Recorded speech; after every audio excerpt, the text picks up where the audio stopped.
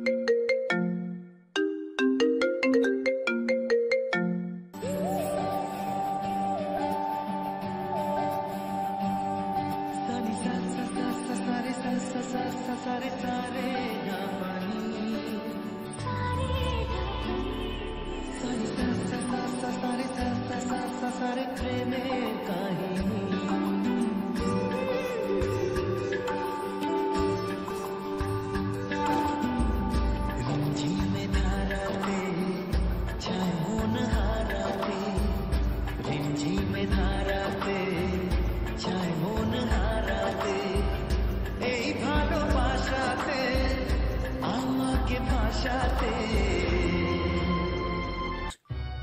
এত দেরি করে ঘুম থেকে উঠলি যে?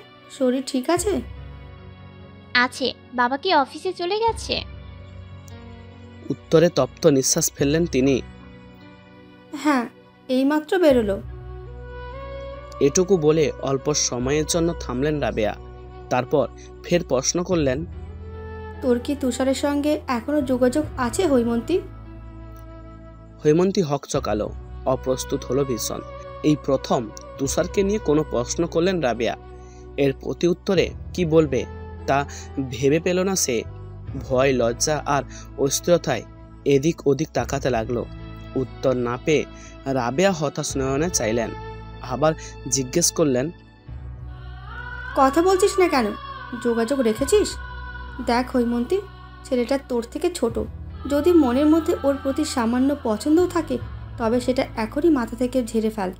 তোর বাবার কথা শোন। তোর বাবার তোকে নিয়ে অনেক আশা। সেই আশা এইসব কারণে নষ্ট হতে দিস না। তুষার ছোট, বুঝ কম, কিন্তু তুই তো বড়। কোনটা ঠিক আর কোনটা বেঠিক ভালো করে জানিস। সমাজ, পরিবার, আত্মীয় স্বজন, এদের কথাটা মাথায় রাখতে হবে। কথা দে, আমাদের মান সম্মান, আশা ভরসা হারাতে দিবি না। কথা বল। আঁখি জোড়া জ্বরে উঠল হৈমন্তী। অসহায় দৃষ্টি মেলে ধরল। শুকিয়ে যাওয়া গলায় কাঁপা স্বরে বলতে চাইল, আমি জানি না মা, আমি জানি না। তবে অকপটে কিছু বলবে তার পূর্বেই ফোনের খুব ক্ষীণ আওয়াজ কানে এসে বাজলো হৈমন্তীর। মায়ের মুখ পানে এক পলক তাকিয়ে রুমের দিকে ছুটল সে। ছোট্ট টি টেবিল থেকে ফোন হাতে নিল।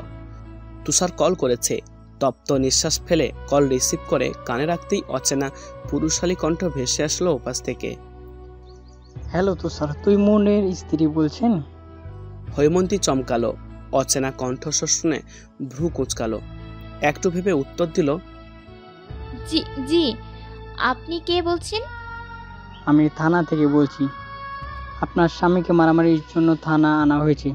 পুলিশে সর্বপ্রথম আপনার নাম্বার ছিল, বিধে আপনাকে কল করা। হৈমন্তী যেন ভাষা হারিয়ে ফেলল কথা বলার। গলা কাঁপছে, হাত পা আস্তে আস্তে ঠান্ডা হয়ে যাচ্ছে। সময় নিয়ে কাঁপা স্বরে জিজ্ঞেস করলো, কোন থানা? ওপাশ থেকে ব্যক্তিটি থানার ঠিকানা বলতেই কল কেটে দিল হৈমন্তী। এলোমেলো ভঙ্গিতে ওড়না গায়ে জড়ালো। ততক্ষণে ঘুম থেকে জেগে গেছে হেমন্ত। বাসি মুখে বিছানায় বসে পিট করে দেখছে নিজ উত্তেজিত বোনকে। হৈমন্তী ফোন হাতে ড্রয়িং রুম পেরোতেই রাবেয়া হাঁক ছেড়ে উঠলেন। সকাল সকাল কই যাচ্ছিস হৈমন্তী? এসব কি জামা পরেছিস? জামা পাল্টে যা। এই হৈমন্তী। হৈমন্তী যেন শুনল না। উদ্ভ্রান্তের মতো দিশেহারা পায়ে চলে গেল। রিক্সা থেকে নেমে ভাড়া মিটালো হৈমন্তী। অস্থির পায়ে থানার ভেতর ঢুকতে আশেপাশে তাকালো। হঠাৎ চোখ গেল একটু দূরত্বে থাকা সাদা শার্ট পরনের ছেলেটির দিকে। অনেকটা তুষারের মতো দেখতে। দ্বিধান্বিত পায়ে হৈমন্তী আর একটু এগোতেই স্পষ্ট হয়ে গেল মুখ। ওটা তুষারই। বয়স্ক একজন কনস্টেবলের সঙ্গে কি যেন কথা বলছে। হৈমন্তীর পা থমকে গেল। অবশ হয়ে গেল যেন। আর এক কদমও এগোচ্ছে না। ধিমে যাওয়া গলায় সে ডাকলো, তুষার। সঙ্গে সঙ্গে পাশ ফিরে তাকালো তুষার। হৈমন্তীকে দেখে কেমন শান্ত নয়নে তাকালো। কনস্টেবলকে বলল, আঙ্কেল আপনি যান, আমি আপনার সঙ্গে পরে কথা বলছি। কনস্টেবল চলে গেলেন। তুষার ধীর স্থির পায়ে কাছে এসে দাঁড়ালো।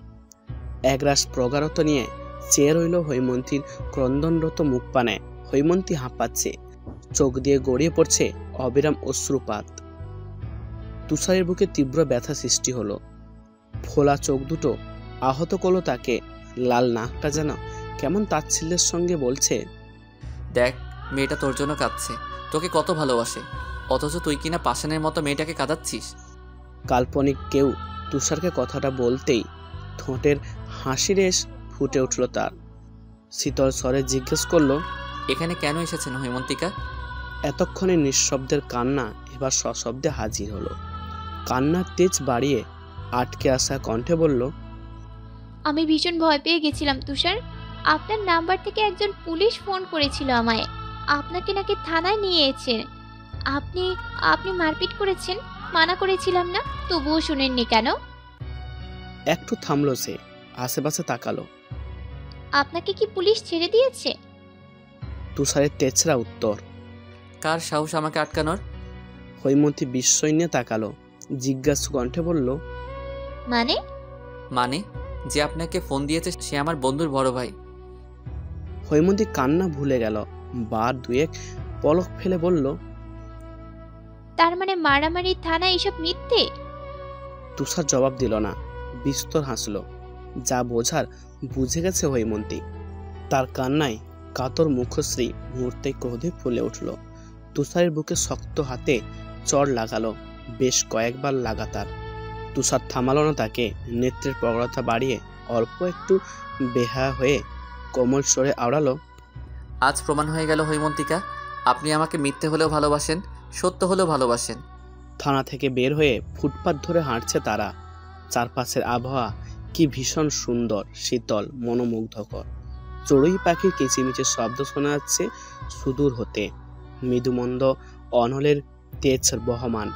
হৈমন্তী নরম হাতটা নিজের হাতের ভাঁজে মুষ্টিবদ্ধ করে রেখেছে তুষার। দৃষ্টি হৈমন্তীর অভিমানে ফুলে যাওয়া মুখপানে, অশ্রুসিক্ত স্নিগ্ধ নেত্রকোণে। তুষারও দুর্বোধ্য হাসল, কোমল স্বরে প্রশ্ন করল, আপনি কি রেগে আছেন হৈমন্তিকা? হৈমন্তী জবাব দিল না, অন্যদিকে ফিরে রইল, যার অর্থ আমি রেগে আছি।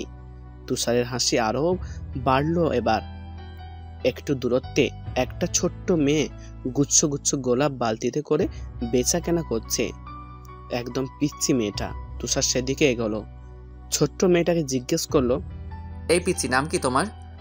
মেয়েটা পিটপিট নয়না তাকালো, আধো আধো বুলিতে জবাব দিল, রূপা। বয়স কত? 8। আচ্ছা, গোলাপ কত করে? একটা 10 টাকা কইরা। 10টা দাও তো আমাকে। মেয়েটা যেন খুশি হলো খুব, চোখ মুখে আলাদাই উজ্জ্বলতা খেলে গেল। সামান্য ওজনের বালতিটা রাস্তায় দেখে গুনে গুনে 10টা গোলাপ হাতে নিল। তুষার পকর হাতড়ে মানিব্যাগ বের করলো, টাকা বের করতে করতে হৈমন্তীকে উদ্দেশ্য করে বলল, এই পিচ্ছি, আমাকে আর ওনাকে একসাথে কেমন লাগে তোমার? রূপা নামের মেয়েটির সামনে মাড়ির দুটো দাঁত নেই। ফোকলা দাঁত বের করে মেয়েটা বিস্তর হাসলো। একবার তুষারকে দেখে তারপর হৈমন্তীর দিকে তাকালো, অতঃপর হাসি মুখে বলল, খুব ভালো লাগে, আপনাকেও একসাথে মানাইছে। তুষার মুচকি হাসলো। মেয়েটার মাথায় সস্নেহে হাত বুলিয়ে হাতে 100 টাকার নোট গুঁজে দিল। উপার্জন পেয়ে মেয়েটা প্রফুল্ল মনে ছুটতে লাগলো রাস্তার অন্য ধারে থাকা তার সাথীদের কাছে। হাতের বাঁধন আরেকটু দৃঢ় করে আবারও হাঁটতে লাগলো তুষার, অন্য হাতে তার গোলাপের গুচ্ছ। হৈমন্তীকে এখনো দেয়নি সে। হৈমন্তী আর চোখে গোলাপগুলোর দিকে তাকালো, মুখ গোমরা করে ভ্রু কুঁচকালো। কি আশ্চর্য, দিচ্ছে না কেন গোলাপ? ভাবনার আকুল পাথারে তুষার গোলাপগুলোর একটি হৈমন্তীর কাজে গুজে দিল হঠাৎ, বাকিগুলো এগিয়ে দিল। হৈমন্তী কাঁপা হাতে নিল তা। তুষার চোখ বন্ধ করে প্রশান্তিময় এক নিঃশ্বাস ফেলল। চোখ মেলে বাদামি মণিজোড়া সামনে স্থির করলো। নিমগ্ন স্বরে অনুভূতি প্রবণ হয়ে বলতে লাগলো, হৈমন্তিকা, আমাদের বিয়ের দিন রাতে আমরা এইভাবে হাতে হাত রেখে রাস্তায় হাঁটবো। আপনি লাল রঙের শাড়ি পরবেন, আমি নির্নিমেষ চেয়ে রব। আপনি লজ্জায় মাথা নিচু করে লাজুক হাসবেন, আমায় আহত করে ক্ষত বিক্ষত করে দেবেন। আমি বেসামাল হয়ে যাব, শতভাগ অধিকার নিয়ে আপনাকে ছুব, অদর ছোঁয়াবো আপনার ললাটে, ওষ্ঠে। আপনি কি তখন আমাকে বাধা দেবেন হৈমন্তিকা? ভয় পাবেন আমার হতে? বলে গভীর চোখে তাকালো সে। হৈমন্তীর গলা শুকিয়ে গেল, ওষ্ঠতই কেঁপে উঠল। কি বলবে সে? প্রতি উত্তরে কি বলা যায়? ছেলেটা এসব কথা বলছে কেন? উত্তর না পেয়ে তপ্ত শ্বাস ফেলল তুষার। কিছু সময় নিশ্চুপ থেকে হঠাৎই উদাসীন চোখে আকাশ পানে চাইল, গলা ছেড়ে গিয়ে উঠল। রক্তিম মুখশ্রী নিয়ে আশেপাশে তাকালো হৈমন্তী। সবাই তাদের দিকেই তাকিয়ে আছে। কেউ হাসছে, কেউ অবাক হয়ে দেখছে, কেউ মুগ্ধ হচ্ছে, কেউ বা বিরক্ত হচ্ছে। অথচ সেসবে খেয়াল নেই তুষারের। তার হাত শক্ত করে ধরে অবিরাম গেয়ে যাচ্ছে সে। আজ একটু দেরি করেই বাসায় ফিরলেন আশরাফ সাহেব। দরজা খুলে বাবার হাত থেকে বাজারের ব্যাগটা হাতে নিল হৈমন্তী। আশরাফ সাহেব শুধু এক পলক তাকালেন, কিছু বললেন না। গম্ভীর অভিব্যক্তি নিয়ে জুতো খুললেন, ভেতর থেকে চেয়ারে গা এলিয়ে দিলেন। হৈমন্তী বাজারের ব্যাগটা রান্নাঘরে রেখে আবারও ছুটে এলো বাবার কাছে। জগ থেকে পানি ঢেলে গ্লাস এগিয়ে দিল। আশরাফ সাহেব চুপচাপ গ্লাস নিয়ে পানি পান করলেন। হৈমন্তী হাঁসফাঁস করছে, মনে সাহস জুগিয়ে মিনমুনিয়ে ডাকলো, বাবা। আশরাফ সাহেব উত্তর দিলেন না। একটু থেমে জড়সড় কণ্ঠে হৈমন্তী আবার বলল, হেমন্তর আগের মাসের বেতন দেওয়া হয়নি, এই মাসেরটাও দেওয়া হয়নি। ওর স্কুলের বেতন দেওয়া লাগবে। আশরাফ সাহেবের থমথমে গলা, কত টাকা? 1000-এর মতো। বেতন পেয়ে নি, দিয়ে দেব। বলে আর বসলেন না তিনি। ক্লান্ত শরীর নিয়ে রুমে চলে গেলেন। ছাদ থেকে একটু পরেই রাবিয়া আসলেন। সদর দরজার সামনে স্বামীর জুতো দেখে প্রশ্ন করলেন, তোর বাবা চলে এসেছে? হ্যাঁ। হাতের কাপড়গুলো সোফায় রাখতে রাখতে তিনি আবার বললেন, সকালে অমন পাগলের মতো কোথায় গিয়েছিলি রে? হৈমন্তীর আমতা আমতা কণ্ঠস্বর। ওই আর কি, একটু কাজ ছিল। শুনে হতাশ হয়ে কাপড় ভাঁজ করতে লাগলেন রাবেয়া।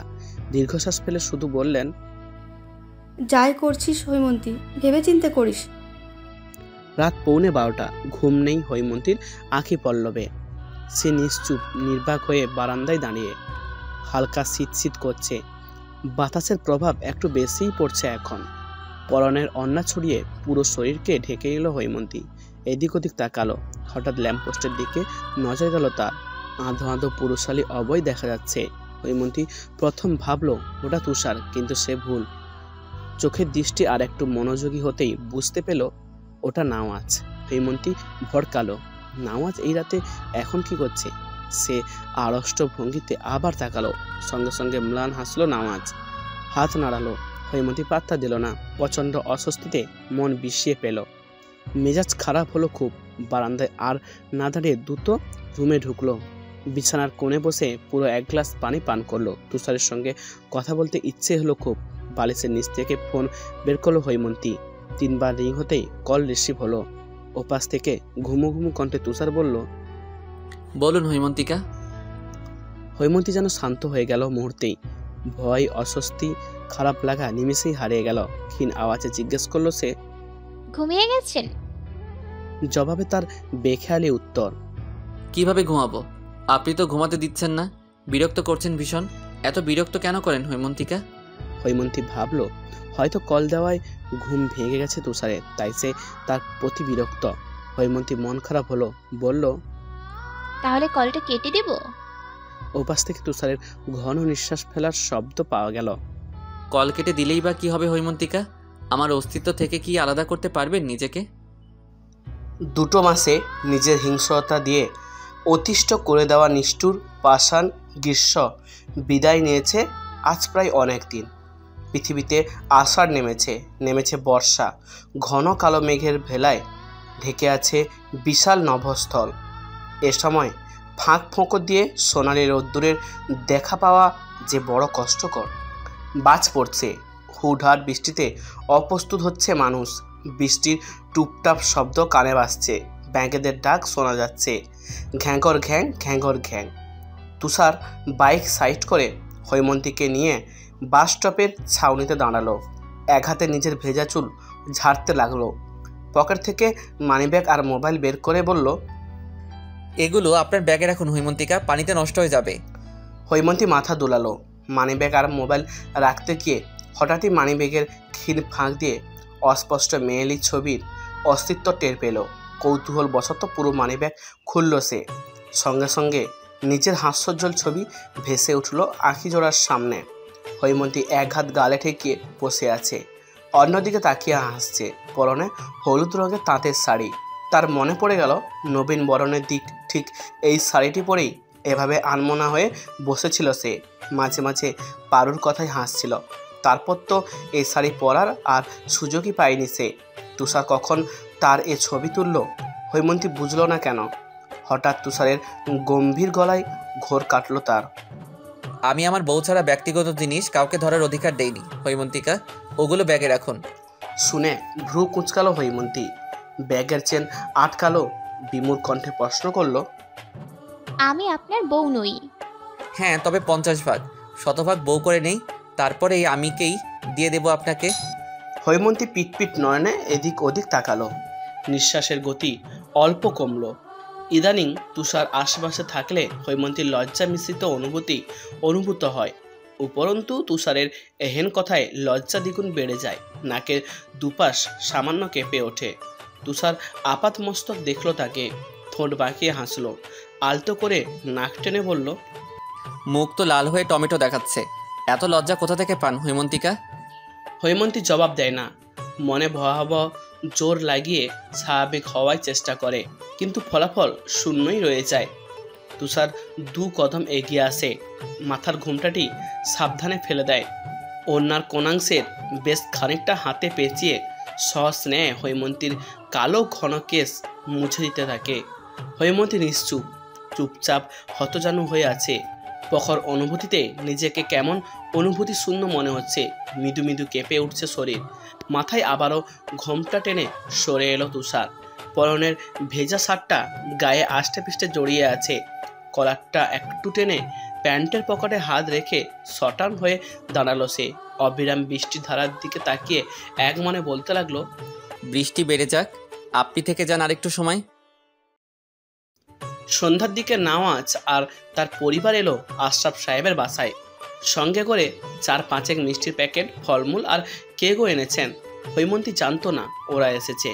নিজ রুমে মনোযোগ সহকারে বই পড়ছিল সে।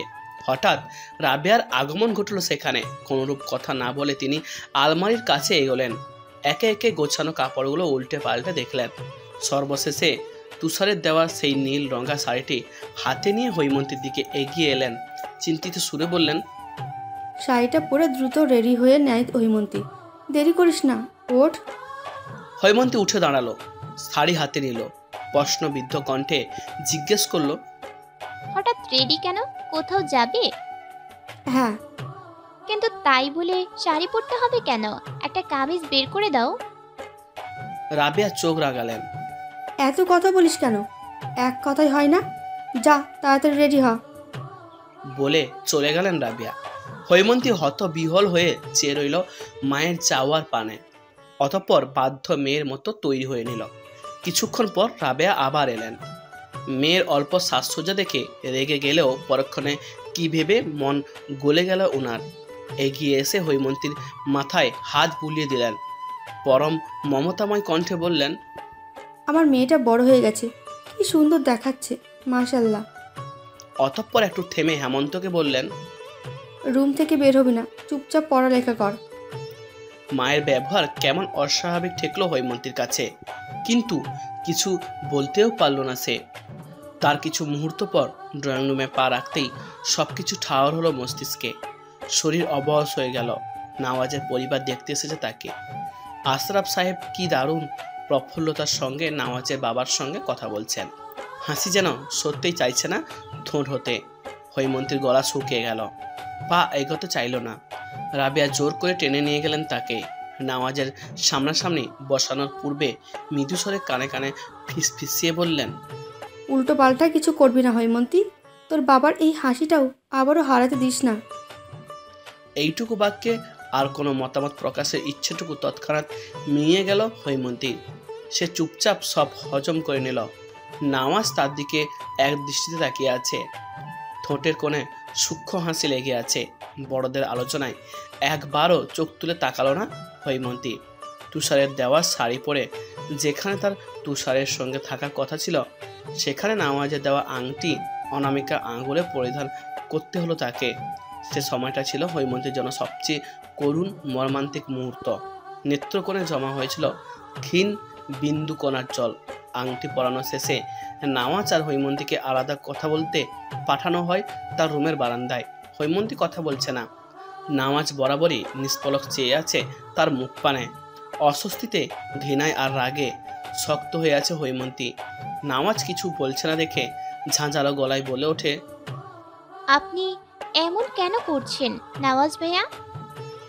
নামাজ যেন বুঝলো না। কি করেছি? হৈমন্তী অবিশ্বাস্য চোখে তাকালো। কি করছেন জানেন না? আপনাকে বলেছিলাম আমার আর তুষারের বিয়ে হয়ে গেছে, তবুও কোন মানসিকতায় বিয়ের প্রস্তাব নিয়ে এসেছেন আপনি? নামাজ অবুঝ চোখে তাকালো, হেসে বলল, তুমি মিথ্যা বলছো, এমন কখনোই হতে পারে না। দেখো হৈমন্তী, আমি জানি তুমি আমাকে তেমন পছন্দ করো না, তাই বলে যে একদম অপছন্দ করো তা কিন্তু না। একটু বোঝার চেষ্টা করো আমাকে, আমি তোমাকে সুখে রাখবো। হৈমন্তী অধৈর্য গলা। আপনি কি বাংলা কথা বুঝেন না? কোনো কালেই আপনাকে পছন্দ নয় আমার, বিরক্তিকর লাগে আপনাকে। আমি শুধু তুষারকে ভালোবাসি, আর ওর সাথে আমার আইনত বিয়েও হয়েছে। নামাজের মুখশ্রী করুণায় ভরে গেল। হাসার চেষ্টা করে বলল, আমি বিশ্বাস করি না, তুমি মিথ্যা বলছো। আপনাকে মিথ্যা বলে আমার কি লাভ? তবুও আপনার বিশ্বাস না হলে আপনাকে রেজিস্ট্রি পেপারের ছবি দেখাতে পারি, দেখতে চান? নামাজের চোয়াল শক্ত, চোখে জলের স্বতঃস্ফূর্ত আভাস। কাঁপা স্বরে সে বলল, তুমি সত্যি তৈমুরকে ভালোবাসো? হ্যাঁ। আঙ্কেলকে কিছু জানিয়েছো এই ব্যাপারে? আঙ্কেলকে কিভাবে মানাবে? হৈমন্তী কঠিন গলায় উত্তর, তা নিয়ে আপনাকে ভাবতে হবে না, আপনি শুধু বিয়েটা ভেঙে দিন, আমি উপকৃত হব। সঙ্গে সঙ্গে মাথা নিচু করে ফেলল নামাজ। নিদারুণ কণ্ঠে বিড়বিড়িয়ে উঠলেন, আমার ভালোবাসা এক পাক্ষিক রয়ে গেল হৈমন্তী, আমি তোমায় আমার করে পেলাম না। বাতাসের এলোমেলো ঝাপটায় ঘুমন্ত তুষারের ঝাঁকড়া চুলগুলো বিরতিহীন ভাবে উঠছে, স্নিগ্ধ দেখাচ্ছে তাকে। নবজাত শিশুর ন্যায় আদুরে ভঙ্গিতে ঠোঁট হালকা উঁচিয়ে রেখেছে সে। হৈমন্তী দেওয়ালে হেলান দিয়ে বসে আছে। কোলে থাকা তুষারের মাথাটা সাবধানে নামিয়ে দিতে চাইল সে, কিন্তু ব্যর্থ হলো। তুষার কিঞ্চিত নড়ে চড়ে আবারও ঘুমিয়ে পড়েছে। আর একটু নিবিড় হয়েছে হৈমন্তীর সঙ্গে। হাতের বাঁধনও আগের চেয়ে শক্ত, সুগভীর। হৈমন্তী দীর্ঘশ্বাস ফেলে হাল ছেড়ে দেয়। একপাশে পড়ে থাকা কর্মহীন হাতটা উঠিয়ে তুষারের ঝাঁকড়া চুলের ভাঁজে নিয়ে আসে। কিছু পলক মুগ্ধ হয়ে চেয়ে রয় সুদর্শন মুখখানে। হাত বাড়ায়, ঘন পাপড়ি গুচ্ছ ছুঁয়ে দেয় আর মনে। ভাবে তাকে দুশ্চিন্তায় ফেলে কেমন নিশ্চিন্তে ঘুমাচ্ছে ছেলেটা, যেন ভাজা মাছটা উল্টে খেতে পারে না। অথচ কে বলবে এই ছেলেটাই একটু আগে তুলকালাম কাণ্ড বাঁধিয়ে দিয়েছিল। মাঝরাতে কোত্থেকে বারান্দায় এসে চমকে দিয়েছিল হৈমন্তীকে। হৈমন্তী ভরকানো গলায় প্রশ্ন করেছিল, আপনি এত রাতে এখানে কি করছেন তুষার? ওপাশ থেকে তার ক্রোধে ভরা উত্তর ছিল, আপনাকে নাকি নামাজের পরিবার দেখতে এসেছিল। আংটি পরিয়েছে, দেখি হাত বাড়ান। হতভম্ব হৈমন্তী আকস্মিক প্রশ্নের রেশ ধরতে পারল না। বিমূঢ় বিহল বিস্ফোরিত নয়নে চেয়ে রইল তুষারের মুখশ্রীর দিকে। জবাব না পেয়ে রাগ যেন ক্ষীণ বাড়ল তার। নিজেই হাত টেনে নিল। ডান হাতের অনামিকা আঙ্গুলে সোনার আংটিটি নজরে আসতেই ধমকের সুরে বলল, আংটি এখনো খুলেননি কেন? নাকি বিয়েতে রাজি আছেন আপনি? হৈমন্তী থতমত গলায় বলল, মনে ছিল না, এক্ষুনি খুলতাম। তুষার প্রত্যুত্তরহীন। এবার এক পলক হৈমন্তীর পানে চাইল মাত্র। হৈমন্তী বক্ষস্থল ভারী হয়ে উঠল। তুষারের চোখের সাদা অংশ লাল শিরা উপসরায় ভর্তি। নাক, ঠোঁট, গাল, কান কেমন ভয়ঙ্কর রক্তিম লাল। অগোছালো চুলে অস্বাভাবিক লাগছে তাকে। আঙুল থেকে আংটিটা বের করতে করতে তুষারের গম্ভীর গলা শোনা গেল, বিয়ে করেও শান্তি নেই, বউ নিয়ে টানাটানি শুরু হয়ে গেছে। আপনাকে আমি কোথায় রেখে শান্তি পাবো হৈমন্তিকা? বুকের ভেতরটায় থাকতে পারবেন না আপনি? বলতে বলতে আংটিটা ছুঁড়ে মারল বারান্দার দিকে। হৈমন্তী আটকে উঠল, বড় বড় চোখে তাকালো। কঠোর গলায় কিছু বলবে তার পূর্বেই তাকে বারান্দার মেঝেতে বসিয়ে দিল তুষার। নিজে শুলো হৈমন্তীর কোলে মাথা রেখে। চোখ মুখে একরাশ বিরক্তি নিয়ে বলল, ঘুমাবো হৈমন্তিকা, বিরক্ত করবেন না। তুষারের ক্লান্ত মুখমণ্ডল দেখে হৈমন্তীর মনও সায় দিল না কিছু বলতে। সে চেয়ে রইল, বসে রইল নির্ঘুম রাত্রি নিশাচর হয়ে। নিকষ কৃষ্ণ আঁধার ডিগিয়ে পূর্ব দিক থেকে জেগে উঠেছে সূর্য। ভোরের আলো ফুটতে শুরু করেছে। পাখির কিচিমিচির শব্দ শোনা যাচ্ছে তীব্র মাত্রায়। আঁখি পল্লবে তেজি কিরণের ছোঁয়া লাগতেই ঘুম ভেঙে গেল হৈমন্তীর। পিট পিট দৃষ্টিতে আশেপাশে তাকালো সে। চোখ কচলালো। উদরে ভারী কিছুর অস্তিত্ব টের পেতেই সেদিকে চাইল। সঙ্গে সঙ্গে তুষারের গভীর তন্দ্রায় লেপ্টে থাকা মুখ পানে ভেসে উঠল সামনে। হৈমন্তী আনমনে মুচকি হাসলো। কপালের মসৃণ চুলগুলো আলতো করে স্পর্শ করলো। নড়ে চড়ে উঠল তুষার। ঘুমে কাতর চোখ জোড়া মেলে প্রথমেই তাকালো হৈমন্তীর দিকে। ধিমে যাওয়া স্বরে শোনালো, শুভ সকাল হৈমন্তিকা। ঠোঁটের হাসিটুকু আর একটু বাড়ালো হৈমন্তী। শুভ সকাল। হৈমন্তীর উত্তর শুনে আবারও চোখ বুজে নিল তুষার। ছোট্ট একটা হামি দিল। বলা যায় আবারও ঘুমানোর পুরো দমে প্রস্তুতি নিয়ে নিয়েছে সে। হৈমন্তী হক চকালো, ভড়কালো। রুমে উঁকি দিতেই দেখলো ঘড়িতে 5:22। তুষারের বুকে আলতো ধাক্কা দিল সে। তাড়া দিয়ে বলল, ঘুমাচ্ছেন কেন তুষার? উঠুন। উঠছেন না কেন? তুষার জবাব দিল না, শুনলই না যেন।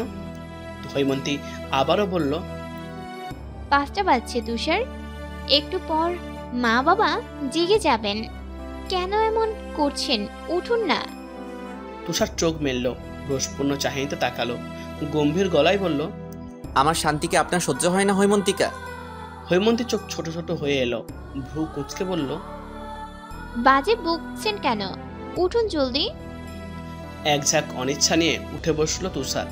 হৈমন্তী ওড়না দিয়ে নিজের তৈলাক্ত মুখশ্রী মুছল। কিছু সময় নির্বিশেষে নিভৃতে চেয়ে রইল হৈমন্তীর দিকে। হিম শীতল কণ্ঠে বলল, আপনি দিন দিন সুন্দর হয়ে উঠছেন হৈমন্তিকা, আমার ঘুম হারাম করে দিচ্ছেন। এটুকু বলে আর বসলো না তুষার। তৎক্ষণাৎ উঠে বারান্দা বেয়ে নিচে নেমে গেল। হৈমন্তী রেলিং ঘেঁষে দাঁড়িয়ে রইল। নিষ্পলক দেখতে লাগলো কৌশলে নিচে নেমে যাওয়া তুষারকে। দিন গড়ালো। আকাশে নেমে এলো অন্ধকার। রাবিয়া রান্নাঘরে রাতের খাবার তৈরি করছিলেন। হঠাৎ কলিং বেলের শব্দে উঁচু গলায় হাঁক ছেড়ে উঠলেন, হেমন্ত, বাপ দেখ তো কে এসেছে। হেমন্ত সোফায় বসে আলু ভাজা খাচ্ছিল। মায়ের কথায় প্লেটটা সোফায় রাখলো। এগিয়ে গিয়ে দরজা খুলতেই গম্ভীর মুখ আশরাফ সাহেবকে দাঁড়িয়ে থাকতে দেখতে পেল। হেমন্ত দৌড়ে চলে গেল। আবার জুতো খুলে ভেতরে ঢুকলেন আশরাফ সাহেব। মনে মনে প্রচণ্ড রাগে ফুঁসছেন তিনি। কোনো মতে ড্রয়িং রুমে এসে জড়ো জড়ো চেঁচিয়ে হৈমন্তীকে ডাকলেন। হৈমন্তী বিছানা গুছাচ্ছিল। বাবার এহেন ডাকে ভড়কে গেল সে। ভয় পেল। দ্রুত ওড়না মাথায় টেনে ড্রয়িং রুমের দিকে এগোলো। ততক্ষণে জিজ্ঞাসু ভঙ্গিতে রাবেয়াও চলে এসেছেন সেখানে। হৈমন্তী বাবার দিকে ভীতু নয়নে চেয়ে কাঁপা গলায় জিজ্ঞেস করলো, কি হয়েছে বাবা? তিনি ক্ষিপ্ত চোখে হৈমন্তীর হাতের দিকে তাকালেন। ধমকের সুরে বললেন, তোমার হাতের আংটি কোথায়? ভয়ে গলা শুকিয়ে গেল হৈমন্তীর। দৃষ্টি এলোমেলো হলো। কণ্ঠ কাঁপতে লাগলো। কি জবাব দেবে হৈমন্তী? কিছুক্ষণ চুপ থেকে জোরালো গলায় মিথ্যে বলল সে, খুলে রেখে দিয়েছি বাবা। কেন খুলে রেখেছিস? বিয়েটা কি ছেলে খেলা মনে হচ্ছে তোর? ইয়ার কি মনে হচ্ছে? নাও আজকে কি বলেছিস তুই? বিয়ে ভেঙে দিতে? আর কত অসম্মান করবি আমার। একটু শান্তি দে আমাকে, একটু শান্তি দে। আশরাফ সাহেব থামলেন। বাবার সঙ্গে চোখে চোখ মেলানোর সাহস পেল না হৈমন্তী। স্বচ্ছ আঁখির কোটর হতে এক ফোঁটা জল গড়িয়ে পড়ল মেঝেতে। থেকে থেকে শরীর কেঁপে উঠল। একটু পরেই হয়তো হিচকি সমেত কান্না উঠবে। আশরাফ সাহেব রাবেয়ার দিকে তীক্ষ্ণ দৃষ্টিতে নিক্ষেপ করলেন। নিদারুণ কঠিন গলায় বললেন, তোমার এই আত্মসম্মানহীন মেয়ের সঙ্গে কথা বলতেও বাধছে আমার। ওকে বলে দাও ওই ছেলেকে যেন ফোন করে বলে বাসায় আসতে। এর একটা বিধি আমি করেই ছাড়ব। কি পেয়েছে ওই বাপ ছেলে? আমাকে প্রতিনিয়ত ফোন করে অপমান করবে আর আমি চুপ থাকব? সিলিং ফ্যানের ভনভন শব্দ কাঁপিয়ে তুলছে পুরো রুম। ভাবসা গরমের দরুন শরীরের বাতাসে ছিটে ফোটাও লাগছে না। রাবেয়াকে ফ্যানের গতি বাড়িয়ে দিতে বললেন আশরাফ সাহেব। কপালের ঘামটুকু মুছে তীক্ষ্ণ দৃষ্টিতে তাকালেন তুষারের দিকে। কেমন অভদ্র ছেলেটা, জড়তাহীন, ভয় ভীতি ছাড়া কিভাবে বসে আছে ওনার সামনে। তিনি গলা ঝেড়ে খুঁক খুঁক করে কাশ নেন, গমগমে গলায় বললেন, তোমাকে আমি কি জন্য ডেকেছি সেটা নিশ্চয়ই জানো। তুষার নম্র স্বরে ছোট্ট জবাব দিল, জি। আশরাফ সাহেব আবারও কেঁপে গলা পরিষ্কার করলেন। মেয়ের সম্পর্কে কথা বলতে কেমন জড়তা কাজ করছে ওনার চোখে মুখে, তবুও কাঠিন্যতা বজায় রেখে তিনি বললেন, তুমি আসলে চাচ্ছটা কি? আমার মেয়ের পেছনে পড়ে আছো কেন? কারণ আপনার মেয়েকে আমি ভালোবাসি। নিঃসংকোচ কথার জোরে স্তম্ভিত হয়ে গেলেন আশরাফ সাহেব। তিনি হক চকালেন, ভড়কালেন, চমকে উঠলেন। কিছুক্ষণ হতভম্ব হয়ে তুষারের দিকে চেয়ে অবাক স্বরে বললেন, ভারী নির্লজ্জ ছেলে তো তুমি। নিজের চেয়ে বড় মেয়েকে এসব বলতে লজ্জা করছে না তোমার? ভয় লাগছে না তোমার সামনে এসব বলতে? তুষারের ভাবভঙ্গি অস্বাভাবিক শান্ত, কণ্ঠস্বর ভীষণ শীতল। ভয় পেলে তো আপনার সামনে দাঁড়ানোর যোগ্যতা রাখতাম না আঙ্কেল। সাথে সাথে উত্তর দেওয়ায় একটু অসন্তুষ্ট হলেন আশরাফ সাহেব। তুষারকে যথেষ্ট ঘাড়তারা মনে হচ্ছে ওনার। অন্তত তুষারের অভিব্যক্তি তো তাই জানান দিচ্ছে। টেবিলে থাকা মিষ্টির প্যাকেটগুলোর দিকে একবার তাকালেন আশরাফ সাহেব। কি ভেবে হাসলেন, তার ছেলের সঙ্গে বললেন, আমার সামনে দাঁড়ানোর যোগ্যতা তোমার এমনিতেও নেই। আমরা মধ্যবিত্ত পরিবারের হতে পারি, কিন্তু খেটে খাওয়া মানুষ। এভাবে বাবার টাকা উড়িয়ে খাই না। আগে নিজ উপার্জন দিয়ে কিছু করো, তারপর যোগ্যতার কথা বলবে। আশরাফ সাহেব ভাবলেন তুষার হয়তো চুপসে যাবে, কিন্তু লজ্জায় মাথা নিচু করে ফেলবে। তবে তেমনই কিছু ঘটল না, বরং তুষারকে আগের মতোই স্বাভাবিক দেখালো। গাঢ় স্বরে সে বলল, মিষ্টিগুলো আমার বাবার টাকায় কেনা নয় আঙ্কেল, আমার টিউশনির টাকায় জমানো টাকা দিয়ে কিনেছি, নিজের উপার্জনের টাকায়। আশরাফ সাহেব একটু থমকালেন, তুষারের মুখ পানে গভীর পর্যবেক্ষণ নিয়ে তাকালেন। ছেলেটা দেখতে শুনতে খারাপ না, সুদর্শনই বলা চলে, আত্মবিশ্বাসও প্রখর, কিন্তু তাই বলে এমন ছোট্ট ছেলেকে প্রশ্রয় দিতে পারছেন না তিনি। বিষয়টা এখানেই ধামাচাপা দিতে চাইছেন কোনরূপ ভনিতা ছাড়া। আশরাফ সাহেব বললেন, দেখো ছেলে, আমার মেয়ের এঙ্গেজমেন্ট হয়ে গেছে, কয়েকদিন পর বিয়ে। ভালো হবে তুমি আমার মেয়ের পিছু ছেড়ে দাও। তোমার বয়স কম, আবেগে বসে কি করছো বুঝতে পারছো না। আমার মেয়েকে বিরক্ত করা বন্ধ করো। তুষারের মুখশ্রী গাম্ভীর্যে ভরে গেল। নামাজের কথা মনে পড়তেই মস্তিষ্ক গরম হয়ে উঠল। আশরাফ সাহেবের চোখে চোখ রাখল সে। গম্ভীর আওয়াজে ভীষণ ভয়ঙ্কর কথা বললে ফেলল, হৈমন্তিকা আমার বিয়ে করা বউ আঙ্কেল, ওনার সঙ্গে বিয়ে হয়েছে আমার, সুতরাং আপনার কথায় ওনাকে ছেড়ে দেওয়া অসম্ভব আমার পক্ষে। আশরাফ সাহেবের চোখে বিস্ময় স্পষ্ট, বিমূঢ়তায় কুঁচকে গেছে ভ্রুযুগল। কিঞ্চিত রাগী স্বরে জিজ্ঞেস করলেন তিনি, কি বলছো? বুঝে শুনে বলছো তো? এমন কথা মুখে আনার সাহস কোথা থেকে পেলে তুমি? প্রতি উত্তরে তার এক রেখা জবাব। বিশ্বাস না হলে হৈমন্তিকাকে জিজ্ঞেস করতে পারেন। আশরাফ সাহেব মিনিট পাঁচে কিছুই বলতে পারলেন না, থম মেরে রইলেন। কি যেন গভীর মনোযোগে ভাবলেন। চুপচাপ নিশ্চুপ হয়ে হঠাৎ চেঁচিয়ে রাখলেন, হৈমন্তী, এদিকাই। হৈমন্তী হন্তদন্ত পায়ে উপস্থিত হলো। এক পলক ভীতু নয়নে তুষারের দিকে তাকিয়ে আবারও নতজানু হলো। আশরাফ সাহেব আক্রোশে ফেটে উঠলেন, ক্রোধে জর্জরিত কণ্ঠে প্রশ্ন করলেন, এই ছেলে কি বলছে হৈমন্তী? তুই বিয়ে করেছিস ওকে? হৈমন্তীর আত্মা কেঁপে উঠল যেন, পা অসাড় হতে শুরু করলো। জবাবে চুপ থাকা ছাড়া কিছুই বলতে পারল না সে। আশরাফ সাহেবও আরও তেতে উঠলেন, প্রচণ্ড ঝংকার তুলে ধমক দিয়ে বললেন, তোকে কি জিজ্ঞেস করেছি হৈমন্তী? কথা বলছিস না কেন? হৈমন্তী ফুঁপিয়ে উঠল এবার, কণ্ঠ গলিয়ে একটা টু শব্দও বের করতে পারল না। আশরাফ সাহেব পীড়াদায়ক একদম ছাড়লেন। উঁচু কণ্ঠস্বরটা হঠাৎই মিলিয়ে গিয়ে একদম শান্ত শোনালো, এমনটা কিভাবে করলি হৈমন্তী? বাবা মায়ের কথা একটিও ভাবলি না? হৈমন্তীর ফোঁপানোর শব্দ বাড়ল, চোখে যেন কেউ মরিচ ডলে দিয়েছে, খুব জ্বলছে। কান্না সুরে হৈমন্তী বলতে চাইল, বাবা আমি। আশরাফ সাহেব থামিয়ে দিলেন ওকে। রাগ না দেখিয়ে ম্লান স্বরে বললেন, আমার বাসা থেকে বেরিয়ে যা হৈমন্তী, এখানে তোর জায়গা হবে না। হৈমন্তী অবাক হয়ে বাবার দিকে তাকালো। দু গাল বেয়ে গড়িয়ে পড়তে লাগলো অবিরাম নোনা জল। সে ডাকলো, বাবা। আসাফ সাহেব শুনলেন না, হেঁটে চলে গেলেন রুমে। যাওয়ার আগে রাবেয়াকে বললেন, তোমার মেয়েকে যেন আমি আমার বাসায় আর না দেখি রাবিয়া। কাজী অফিসে তেমন ভিড় নেই, সাধারণ কর্মরত কিছু সহকর্মীদের আনাগোনা ছোট্ট অফিসটায়। এক কি দুজন বিয়ে করতে এসেছে। হৈমন্তী আর তুষার এক কোণের ক্ষীণ ভাঙাচোরা চেয়ারে বসে আছে। হৈমন্তী আঙুলগুলো তুষারের আঙুলের ভাঁজে ভাঁজে স্থির হয়ে নিস্তেজ হয়ে আছে, তার দৃষ্টি কালশিটে মেঝের পানে। হঠাৎ একটা ছেলে এগিয়ে এলো তাদের দিকে। হৈমন্তীর উদ্দেশ্যে ঠোঁট ভরে বিস্তর হাসলো। আসসালামু আলাইকুম ভাবি, আমি রৌনক, তুষারের বন্ধু। কেমন আছেন? হৈমন্তী জবাব দেয় না, মাথা তুলে প্রাণহীন হাসে মাত্র। রৌনকও কথা বাড়ায় না। তুষারকে বলল, তোদের পালা এসেছে, কাজী ডাকছে, আয়। তুষার চোখের ইশারায় কি যেন বলল, ঠিক বোধগম্য হলো না হৈমন্তীর। কাজী বিয়ে পড়ানো শুরু করলেন। হৈমন্তী ক্লান্ত চোখে একবার আশপাশটা দেখল। তুষারের কিছু বন্ধুবান্ধব সাক্ষী দিতে দাঁড়িয়ে আছে টেবিলের পাশটায়, হই হুল্লোড় করছে। মৃদু চেঁচামেচির শব্দে মেতে উঠেছে কাজী অফিস, অথচ হৈমন্তী নির্বিকার হয়ে বসে আছে। আজ তার বিয়ে, কিন্তু তার বাবাটাই যে ডান পাশটায় দাঁড়িয়ে তাকে আশ্বস্ত করতে এখানে নেই। হৈমন্তীর মনে হচ্ছে তার ভেতরটা নিদারুণ কষ্টে জ্বলছে আর পুড়ে যাচ্ছে, অথচ সেটা অনুভব করতে পারছে না সে।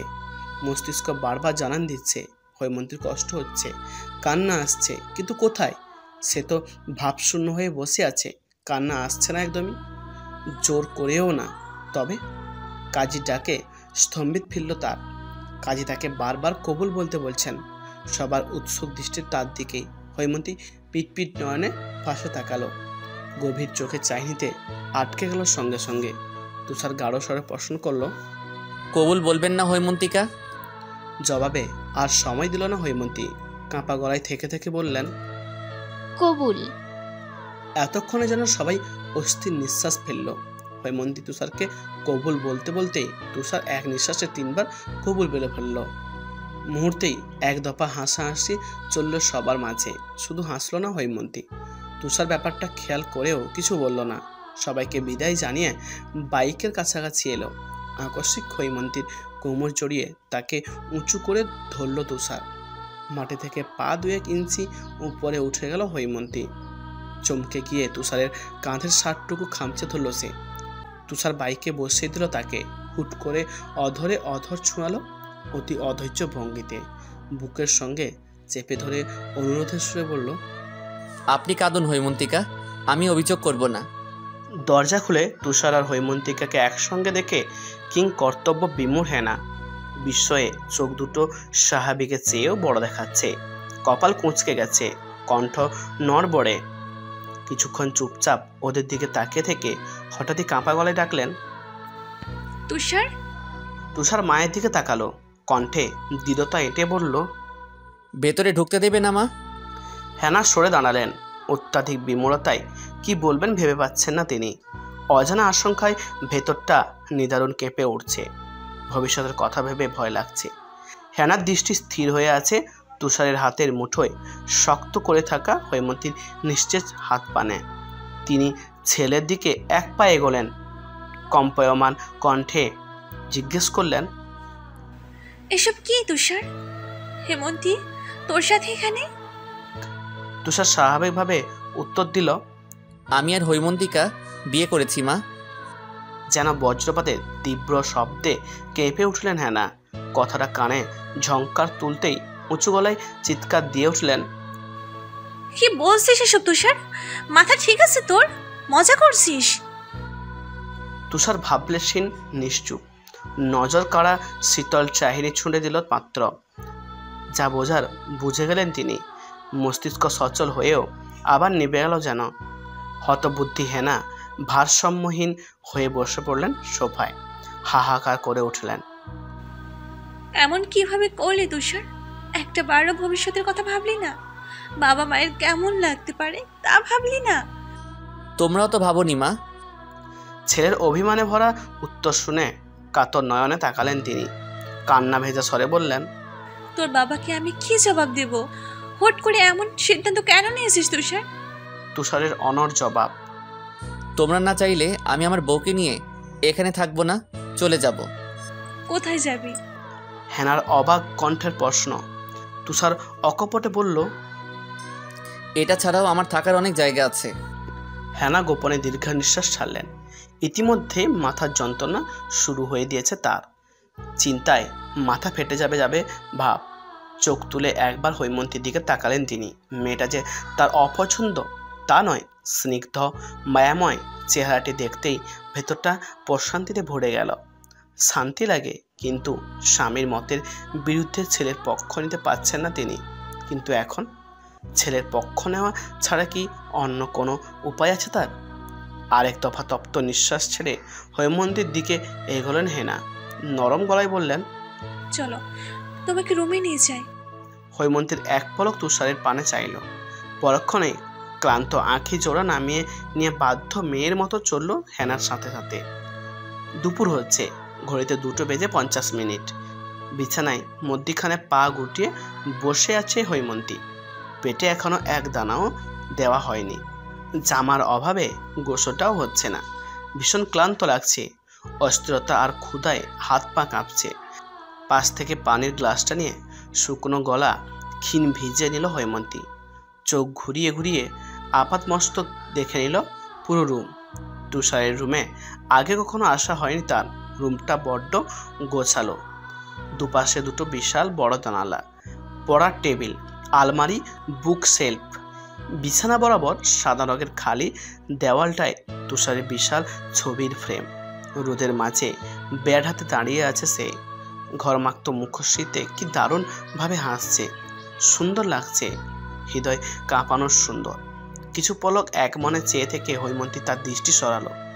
বারান্দায় চোখ যেতেই কিঞ্চিত থমকে গেল যেন। মনে নাড়া দিল, এ বারান্দায় দাঁড়িয়ে কত শত কথার ঝুড়ি নিয়ে বসত তুষার। মাঝে মাঝে হাসাতো, রাগাতো কিংবা বিরক্তও করত। হৈমন্তী কখনো ভাবেনি সে আবারও এখানে আসবে, আদৌ তুষারকে মন দিয়ে বসবে। সরব খড় শব্দে খুলে গেল দরজা। সেদিকে তাকালো হৈমন্তী। তুষার এসেছে, হাতে 5-6টা শপিং ব্যাগ। তুষারকে দেখে কেমন অস্বস্তি হতে লাগলো তার। অস্বস্তি কাটাতে মৃদু হাসলো, তবে তুষার হাসলো না। সে সকাল থেকেই অস্বাভাবিক শান্ত। কারণে অকারণে একদমই হাসছে না।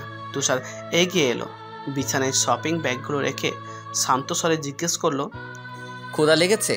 উত্তরে মাথা উপর নিচ নাড়ালো সে। অস্বস্তির বদলে এবার প্রচণ্ড লজ্জা লাগছে তার। তুষার বলল, এখান থেকে যে কোনো একটা নিয়ে গোসল সেরে আসুন, ভালো লাগবে, আমি খাবার আনছি। হৈমন্তী এবারও মাথা নাড়ালো। কণ্ঠনালী থেকে কথা যেন বের হতেই যাচ্ছে না। টের পেল তার গাল ভারী হতে শুরু করেছে, গরম অনুভব হচ্ছে। উফ, তার এত লজ্জা কেন লাগছে? ভেজা চুলে তোয়ালে পেঁচিয়ে গোসলখানা করে বেরিয়ে এলো হৈমন্তী। দৃষ্টি সামনে যেতেই ভীষণভাবে চমকালো। বড় ফ্রেমে তুষারের ছবির পাশাপাশি আরও গুটি কয়েক ফ্রেমের ছড়াছড়ি দেওয়ালটায়। সবগুলোই হৈমন্তীর হাস্যোজ্জ্বল প্রতিচ্ছবি দৃশ্যমান। কিন্তু একটু আগেও তো এসব ছিল না। বড্ড ফাঁকা ছিল জায়গাটা। এটুকু সময় ব্যবধানে কিভাবে এলো? হৈমন্তীর অবাক চাহিনি ক্ষীণ গভীরতা বাড়ল। প্রশ্নবিদ্ধ কণ্ঠে আপন মনে বিড়বিড়ালো, আমার এতগুলো ছবি কোত্থেকে এলো? পাশ হতে উত্তর এলো, ম্যাজিক। হৈমন্তী হকচকালো, দ্রুত পাশ ফিরে তাকালো। তুষার মাত্র ঢুকছে রুমে, হাতে খাবার ভর্তি প্লেট। কাছাকাছি আসতেই হৈমন্তী জিজ্ঞেস করলো, আমার এতগুলো ছবি কোথায় পেলেন আপনি? তুষার প্লেটটা ছোট্ট টি টেবিলে রাখলো। হৈমন্তীর দিকে চেয়ে এতক্ষণ পর ঠোঁটে অল্প হাসির রেখা টেনে জবাব দিল, বললাম না ম্যাজিক। বিছানায় বসুন, আমি চুল মুছে দেই। হৈমন্তী বিছানায় বসলো। চুল থেকে তোয়ালি নিয়ে নিজেই চুল মোছার প্রস্তুতি নিয়ে বলল, আমি পারবো মুছতে। তুষার শুনল না। রুষ্ট চাহিনি তারা নিষেধাজ্ঞা জারি করলো। হৈমন্তীকে কাছে টেনে সসনে চুল মুছে দিতে লাগলো। দ্বিরুক্তি করার সুযোগ সাহস কোনোটাই আর পেল না হৈমন্তী। চুল মোছা শেষে তোয়ালে চেয়ারের ওপর ছুঁড়ে মারল তুষার। হৈমন্তী ভ্রু কুঁচকে বলল, তোয়ালে চেয়ারে রাখলেন কেন? ভেজা তো, বারান্দায় দিয়ে আসি। তার একরোখা উত্তর। লাগবে না। হৈমন্তী মুখ ফুলালো, রোষপূর্ণ নয়নে তুষারের মুখ পানে চেয়ে রইল। তুষারের আচরণ মনে হচ্ছে তুষার হৈমন্তীর চেয়ে কত বছরের বড়। শাসনের ওপর শাসনে রাখছে তাকে। হঠাৎ এক লোকমা ভাত মুখে ঠেলে দিল তুষার। তার সবচেয়ে অপছন্দের খাবার। মাংসের স্বাদ জিহাই লাগতেই নাক মুখ কুঁচকে ফেললো হৈমন্তী। তুষার ভ্রু উঁচিয়ে তাকালো, হৈমন্তীকে প্রশ্ন শুনল। কি হয়েছে? হৈমন্তী অকপটে বলল, মাংস খাবো না। তবে কি খাবেন? করলা দিয়ে ভাত। তুষারের কপালের ভাঁজ যেন আরও সূক্ষ্ম হলো। তীক্ষ্ণ গলায় সে আবারও প্রশ্ন করলো, করলা খাবেন? করলাও আবার খেতে ইচ্ছে করে নাকি? আমার করে, আমার প্রিয় খাবার। হৈমন্তীর কথা থামিয়ে আবারও এক লোকমা খাবার খাইয়ে দিল তুষার। আদেশের সুরে বলল, আপনি করলা খেতে পারবেন না, এই করলা খাওয়ার কারণেই আমার সঙ্গে আপনার এমন তেতো আচরণ। হৈমন্তী চোখ রাগালো। আমি কখন তেতো আচরণ করেছি? সব আপনার বানোয়াট কথা। করলার মতো মজাদার খাবার আর আছে?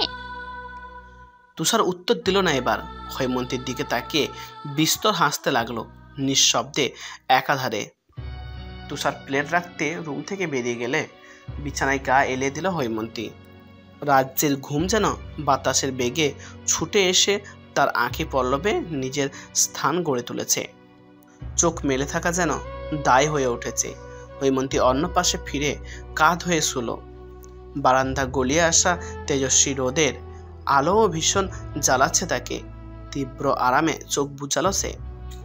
নেত্রে ঘুম ভর করতেই হঠাৎ নিজের কোমরে আলতো স্পর্শ পেল। ভরকালো, বিদ্যুৎ পৃষ্ঠের ন্যায় কেঁপে উঠল। কাঁধে উষ্ণ নিঃশ্বাসের আভাস পেতেই চোখ মেলল সে। তুষারকে আবিষ্কার করল নিজের অতি নিকটে।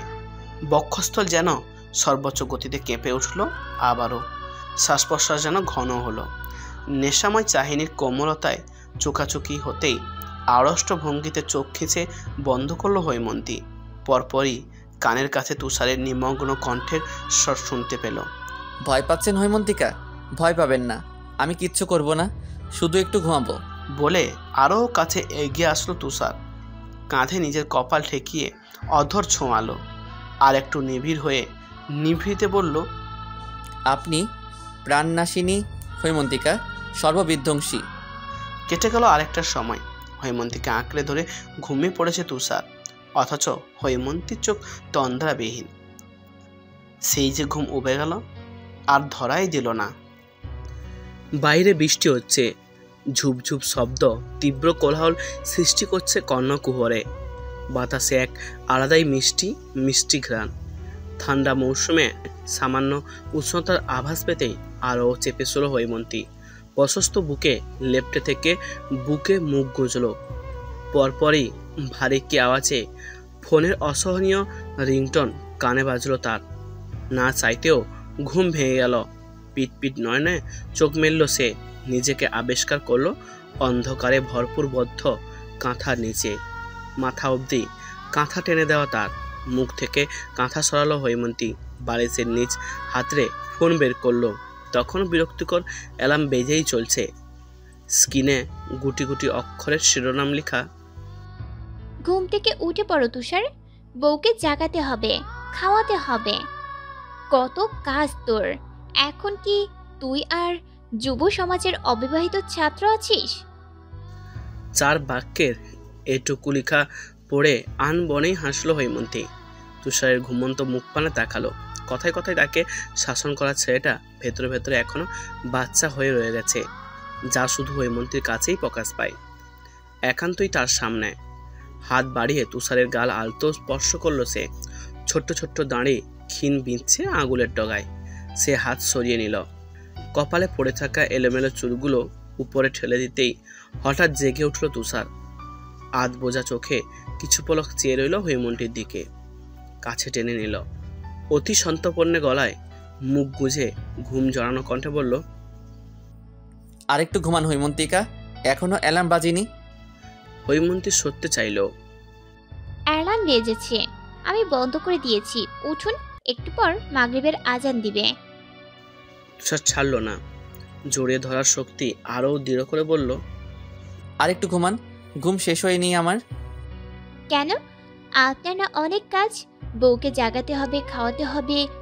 আপনি কি আর যুব সমাজের অবিবাহিত ছাত্র আছেন? তাড়াতাড়ি উঠুন, কাজ রেখে ঘুমাচ্ছেন কেন? তুষার নেত্র মেলল, তীক্ষ্ণ চাহিনি নিয়ে তাকালো। কপালের ভাঁজ গাঢ় হতেই সশব্দে হেসে দিল হৈমন্তী। খিলখিল শব্দ কানে প্রবল ঝংকার তুলল যেন। তুষার পলক ফেলছে না, নিমেষহীন দেখছে। চোখের গভীর অশান্ত দৃষ্টি নজরে আসতেই হাসি থামিয়ে দিল সে। ক্ষীণ লজ্জায় জড়সড় হলো। তুষার যেন প্রশ্রয় পেল এতে। নিমগ্ন চেয়ে ভয়ঙ্কর গলায় প্রশ্ন করল, আমি যদি আপনাকে একটু ছুঁয়ে দিই, আপনি কি রাগ করবেন হৈমন্তিকা? হৈমন্তীর গাল রক্তিম আভায় ফুটে উঠল। চোখ তুলে তাকানোর সাহস হলো না। থুতনি গলার সঙ্গে একদম লাগিয়ে নতজানু হয়ে রইল সে। তুষার দুর্বদ্ধ হাসলো, এগিয়ে এলো, কপাল থেকে চুল সরিয়ে গভীরভাবে অধর ছোঁয়ালো, কমল স্বরে বলল, আমি ফ্রেশ হয়ে আসছি হৈমন্তিকা, আপনি শাড়ি ঠিক করে নিন। হৈমন্তী এবারও কিছু বলল না, আগের ন্যায় চুপচাপ শুয়ে থাকে। ওয়াশরুমের দরজা লাগানোর শব্দ কানে যেতেই তুষারের শেষাক্ত কথা মনে পড়ে যায় তার। তড়িৎ গতিতে নিজের দিকে তাকাতেই চোখ বড় বড় হয়ে যায় হৈমন্তীর। পরনের শাড়ি ঠিক নেই, বিছানার ওপর পাশটায় পুরো ছড়িয়ে ছিটিয়ে আছে শাড়ির আঁচল। অস্বস্তিতে মুখ চুপসে গেল হৈমন্তীর। মনে মনে বিড়বিড়িয়ে উঠল, বাজি ছেলে। আফতাব সাহেব প্রচণ্ড ক্রোধে ফুঁসছেন, চোখ রাগিয়ে তাকিয়ে আছেন তুষারের দিকে। শক্ত চোয়াল ওনার। সরব উঁচু গলায় চিৎকার করে উঠলেন, তোমার সাহস কি করে হয় আমার কথার বিরুদ্ধে গিয়ে ওই মেয়েকে বিয়ে করার? আবার নাকি এ বাড়িতেও নিয়ে এসেছো? কোথায় ওই মেয়ে? ডাকো ওকে। নির্লজ্জার সীমা অতিক্রম করে ফেলেছে ওই পরিবার। এত বেজাত পরিবার আমি দুটো দেখিনি। হেনা কাথর চোখে স্বামীর দিকে তাকালেন, দৃষ্টি ঘুরিয়ে এদিক ওদিক তাকাতে লাগলেন। আবার নরম সুরে অনুরোধ করলেন, আসতে বলো, মেয়েটা শুনতে পাবে। শোনুক, ওই মেয়ের জানা উচিত ওরা কতটা নির্লজ্জ, বেহায়া, লোভী। তুষারের মুখশ্রী কেমন ভয়ঙ্কর লাল দেখালো, চোখে মুখে অনর শক্ত আবরণ। কঠিন গলায় সে বলল, মুখ সামলে বাবা, আমার স্ত্রী হয় উনি। আফতাব সাহেব তেতে উঠলেন, মানে না আমি বিয়ে করেছো, এখন তালাক দেবে? ওই মেয়েকে নিজের বৌমা কখনো মানব না আমি। তুষারের গলার আওয়াজ বাড়ল। সেও প্রবল তেজের সঙ্গে উত্তর দিল, মানতে হবে না, আমিও চাই না উনিই তোমার বৌমা হোক। হৈমন্তিকাকে নিয়ে আমি এখনই চলে যাব এখান থেকে। ছেলের চলে যাবার কথা শুনে অল্প ভড়কালেন আফতাব সাহেব। যত যাই হোক, নিজের ছেলের চলে যাওয়া কখনোই সহ্য করবেন না তিনি। ওনার রাগ মিশ্রিত মুখশ্রী ক্ষীণ স্বাভাবিক হলো, তবে তখনও গম্ভীরতা, কঠোরতা সুস্পষ্ট। থমে থমে গলায় তিনি বললেন, তোমাকে চলে যাওয়ার কথা একবারও বলেছি আমি? তোমার কথা দিয়ে তো তাই বোঝাচ্ছ। যেখানে হৈমন্তিকার থাকতে কষ্ট হয় সেখানে অবশ্যই আমি থাকবো না। মাঝখান দিয়ে হেনা থামাতে চাইলেন তুষারকে। থাম না তুষার, বাবার সাথে কেউ এইভাবে কথা বলে? রুমে যা। তুষারের দুকান সে কথা শুনলই না যেন। উত্তরের অপেক্ষায় বাবার দিকে তাকিয়ে রইল। আফতাব সাহেব বিক্ষিপ্ত হয়ে উঠলেন। হেনার উদ্দেশ্যে ক্ষিপ্ত ক্ষোভ নিয়ে চেঁচালেন, তোমার ছেলে পাগল হয়ে গেছে হেনা। ওই মেয়ে পাগল করে দিয়েছে তোমার ছেলেকে। তুষার প্রত্যুত্তরে কিছু বলতে নিলেই তার হাত চেপে ধরলেন হেনা। অনুনয়ের সুরে কথা বাড়াতে মানা করলেন। দরজা খোলার শব্দ পেতেই সেদিকে দৌড়ে এলেন হৈমন্তী। তাকে রুমে আটকে রেখেছিল তুষার। তবুও কিছুক্ষণ আগের হয়ে যাওয়া ঝড়ের এক একটা কথা শুনতে পেয়েছিল সে। তুষারের এলোমেলো রাগে অস্বাভাবিক চেহারা দেখে থমকে দাঁড়ালো হৈমন্তী। আঁখি জোড়া জলে পরিপূর্ণ তার। তুষারকে দেখতেই তা গড় গড় করে গালবে নিচে নেমে পড়ল। ফুঁপিয়ে উঠল সে। পাগুলো যেন শিরশির করে কাঁপছে, শরীর দুলছে। কম্পয়মান কণ্ঠে হৈমন্তী জিজ্ঞেস করে উঠল, কেন বিয়ে করেছেন আমায় তুষার? কেন ভালোবাসেন? তুষার উত্তর দেয় না, শক্ত চোখে তাকিয়ে থাকে। হৈমন্তী নিজ থেকেই আবার বলা শুরু করে, বলুন কেন বিয়ে করেছেন, কেন ভালোবেসেছেন? আমি তো লোভী, আমার পরিবার লোভী। আমাকে আমার বাবার কাছে দিয়ে আসুন তুষার। আমি এখানে থাকবো না। আমি আপনাকে ভালোবাসি না, একদমই ভালোবাসি না। তুষার আর দাঁড়িয়ে থাকতে পারলো না, দ্রুত হৈমন্তীর কাছাকাছি এসে তাকে কোলে তুলে নিল। হৈমন্তী পা ছোঁড়াছুড়ি করছে, বারবার আঘাত করছে বুকে, নামিয়ে দিতে বলছে। তুষার পরোয়া করলো না, ধীর স্থির হয়ে বিছানায় শুইয়ে দিল। কপালে কপাল ঠেকিয়ে নাকে নাক ছুলো, চোখ বুজে বলল, আপনি আমাকে ভালোবাসেন হৈমন্তিকা? সঙ্গে সঙ্গে হৈমন্তীর কান্না ভেজা গলা। মিথ্যা কথা। তুষার হাসলো, বিস্তর হাসি, সিক্ত চোখের পাতায় অধর ছুঁয়ে বলল, কাঁদবেন না হৈমন্তিকা, আমার ভালো লাগে না।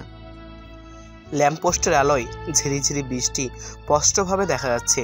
অস্বাভাবিক শান্ত বাতাসে শরীর শিরশির করে উঠেছে। রেলিং গলিয়ে একবার নিচে উঁকি দিল হৈমন্তী। চোখ থমকে গেল সেখানেই। কেমন ফাঁকা ফাঁকা হয়ে আছে তার প্রাক্তন বারান্দাটা। ধুলোয় স্তম্ভ হওয়া জায়গা পরিষ্কার হয়ে যাচ্ছে স্পষ্ট বৃষ্টির পানিতে। মনে মনে বৃষ্টিকে কৃতজ্ঞ জানালো হৈমন্তী। ইচ্ছে হলো ছুটে গিয়ে প্রাণপ্রিয় বারান্দায় একটুখানি ছুঁয়ে দিতে।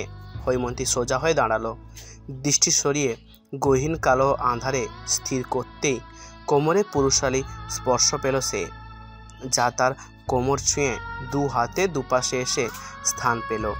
পিঠ ঠেকে গেল প্রশস্ত বুকে। হৈমন্তী ভরকালো, চমকে উঠল ভীষণ। ধাতস্থ হতেই বলল, কি করছেন তুষার? তুষার উত্তর দেয় না, উল্টে গমগমে স্বরে বলে, বৃষ্টি হচ্ছে না, দাঁড়িয়ে আছেন কেন? জ্বর বাঁধানোর ইচ্ছে হয়েছে? হৈমন্তীর মিনমিনিয়ে উত্তর। রুমে ভালো লাগছে না। পরপরই আবার দৃষ্টি ঘুরিয়ে নিচের বারান্দাটির দিকে তাকালো সে। জিজ্ঞেস করলো, আমাদের ফ্ল্যাটে কি কেউ থাকে না? কেমন বদ্ধ বদ্ধ যে। থাকে, শুধু আপনার বারান্দা আর রুমে থাকার অনুমতি নেই। হৈমন্তী যেন ভীষণ অবাক হলো। কেন? কারণ আমি চাই না ওখানে কেউ থাকুক। ওই বারান্দাটা আমার হৃদয় খননের একমাত্র সাক্ষী, সূচনা আর ভালোবাসা। তুষার ক্ষীণ গভীর হলো, গলায় মুখ এগিয়ে স্পর্শের প্রগড়তা বাড়ালো। নাকে ঠেকলো শ্যাম্পুর মিষ্টির ঘ্রাণ। শুধু কি শ্যাম্পুর ঘ্রাণ? হৈমন্তীর নিজস্বতাও মিশে আছে এতে। হৈমন্তী থেমে থেমে কেঁপে উঠল, আর চোখে তাকালো তুষারের মুখ পানে। কম্পয়মান গলায় বলতে চাইল, আমার ঠান্ডা লাগছে তুষার, রুমে চলুন।